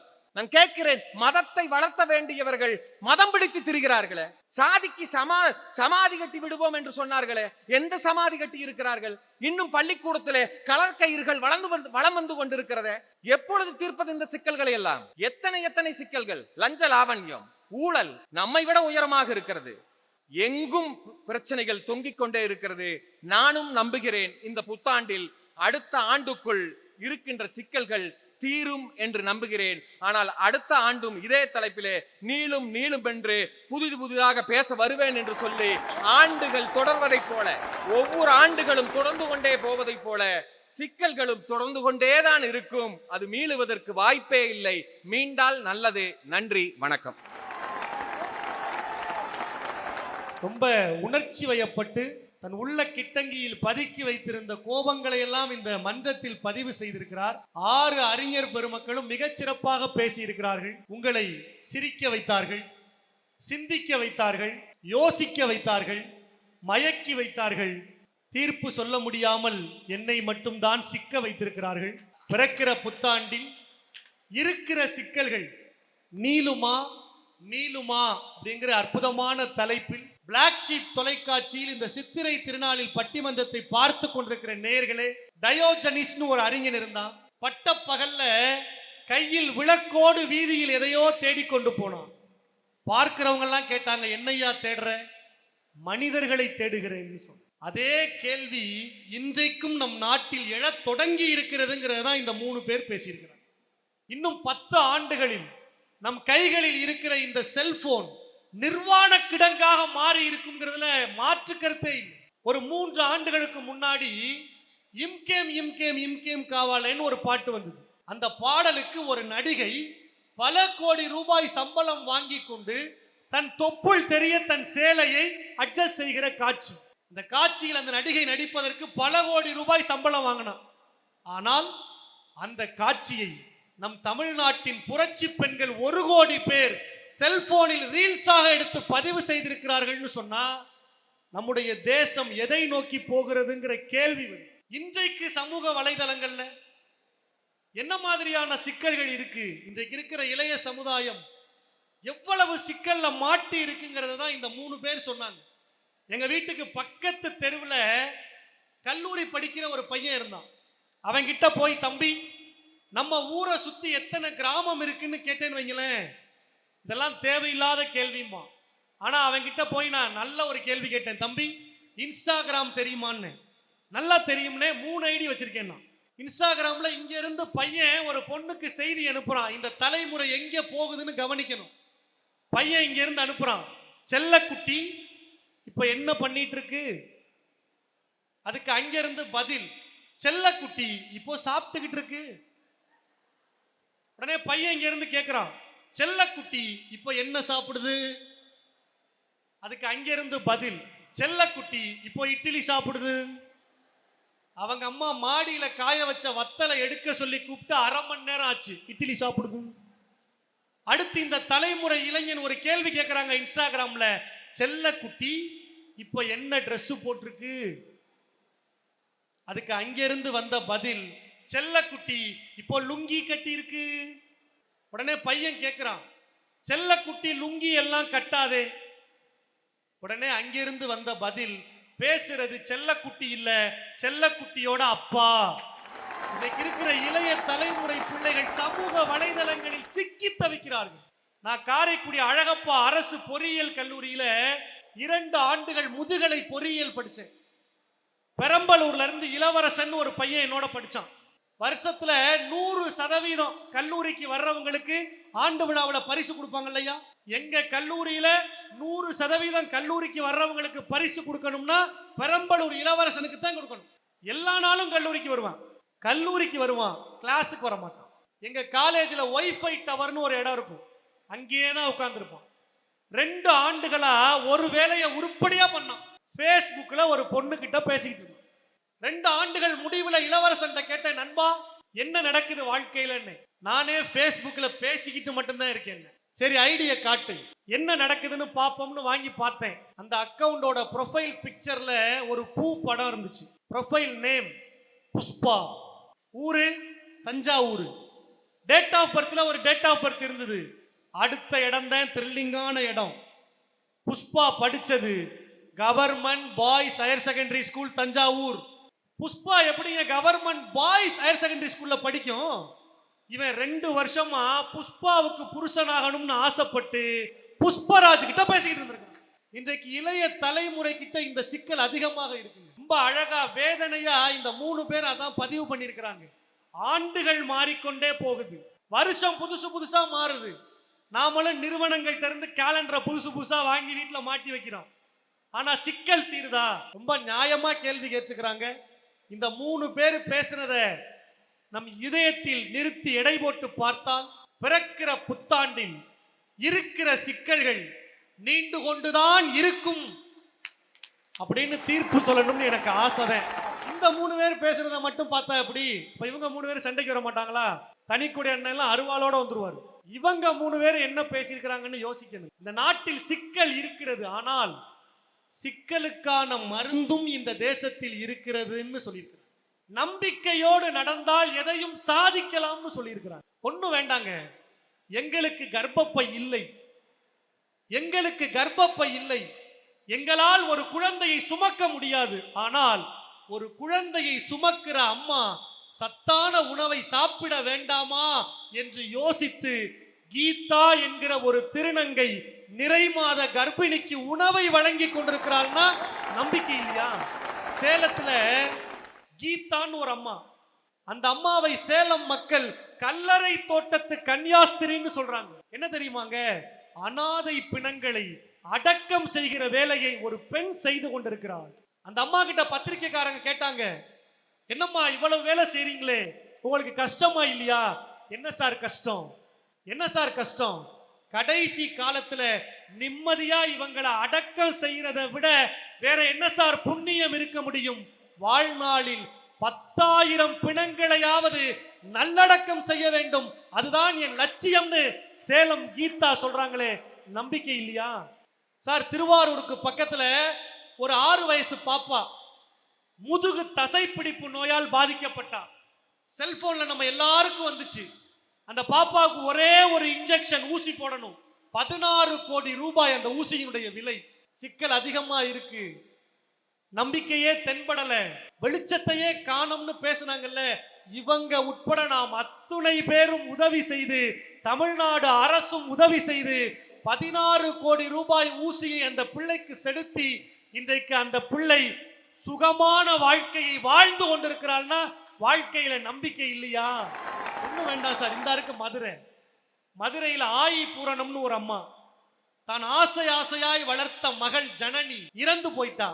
அவளுக்காக தான் சேர்த்து வைத்திருந்த 7,5 கோடி ரூபாய் மதிப்பிலான நிலத்தை தன் பகுதியில் இருக்கிற அரசு பள்ளிக்கு எழுதி கொடுத்திருக்கிறாள்னு சொன்னா, இந்த மாதிரி நல்ல மனிதர்கள் இருக்கிறாங்கல்ல. பிறக்கிற புத்தாண்டில் இருக்கிற சிக்கல்கள் நீளுமா என்கிற கேள்விக்கு நான் இப்படி பதில் சொல்றேங்க. புத்தருக்கு எங்கே ஞானம் கிடைத்தது? போதி மரத்தடியில் கிடைத்தது.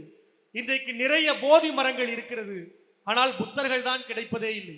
சில பேருக்கு போதி மரத்தடியில் ஞானம் கிடைக்கலாம், சில பேருக்கு போர்க்களத்தில் கூட ஞானம் பிறக்கலாம். வாழ்க்கையில எதுவும் சாத்தியங்க.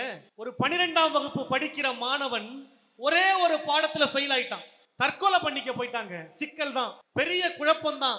ஊர்க்காரங்க சொந்தக்காரங்க எல்லாம் அவனை காப்பாற்றி வீட்டுல கொண்டு வந்து வச்சிருந்தாங்க. ஆனாலும் அந்த பையன் ஒரு குழப்பத்தோடயே இருந்தான். அவங்க அப்பா விவசாயி, பருத்தி பயிரிட்டு இருந்தார் வயல்ல. பையனை வயலுக்கு கூட்டிட்டு போய் வயலை சுத்தி பார்த்தாரு. ஒரே ஒரு பருத்தி செடி பட்டு போயிருந்துச்சு. உடனே வேலையாட்களை கூப்பிட்டு மொத்த பருத்தி காட்டையும் அழிச்சிரியா அப்படின்னாரு. உடனே பையன் கேட்டான், ஏன்பா, ஒரே ஒரு பருத்தி செடி தானே பட்டு போயிருக்கு, அதுக்காக மொத்த காட்டையும் அழிக்கணுமா என்னன்னா? உடனே அப்பா திருப்பி கேட்டாரு, ஒரே ஒரு பாடத்துல தானையா தோல்வியை தழுவி இருக்கிற, வாழ்க்கையில் இன்னும் நிறைய இருக்கிறதுங்கிற நம்பிக்கையை கொடுத்தார். படிப்பு வராத அந்த இளைஞன் தான் இன்றைக்கு 100 படித்த இளைஞர்களுக்கு வேலை தருகிறான்னா வாழ்க்கையில் எதுவும் சாத்தியங்க. நம்பிக்கை என்கிற நார் மட்டும் நம் கைகளில் இருந்தால் உதிர்ந்த பூக்கள் கூட ஒவ்வொன்றாக வந்து ஒட்டிக்கொள்ளும் என்று நம்முடைய புதுக்கவிதையின் தாத்தா மு மேத்தா சொன்னார் என்றால், பிறக்கிற புத்தாண்டில் இருக்கிற சிக்கல்கள் மீள்வதற்கு ஒரே ஒரு யோசனையை சொல்லி நிறைவு செய்றேங்க. போர்க்களம், எதிரி வீழ்ந்து கிடக்கிறான், அவனை சாகடிச்சவன் தன் தம்பியை அனுப்பி அந்த எதிரி கிட்ட இருந்து யோசனைகளை வாங்கிவான்னு அனுப்புறான்.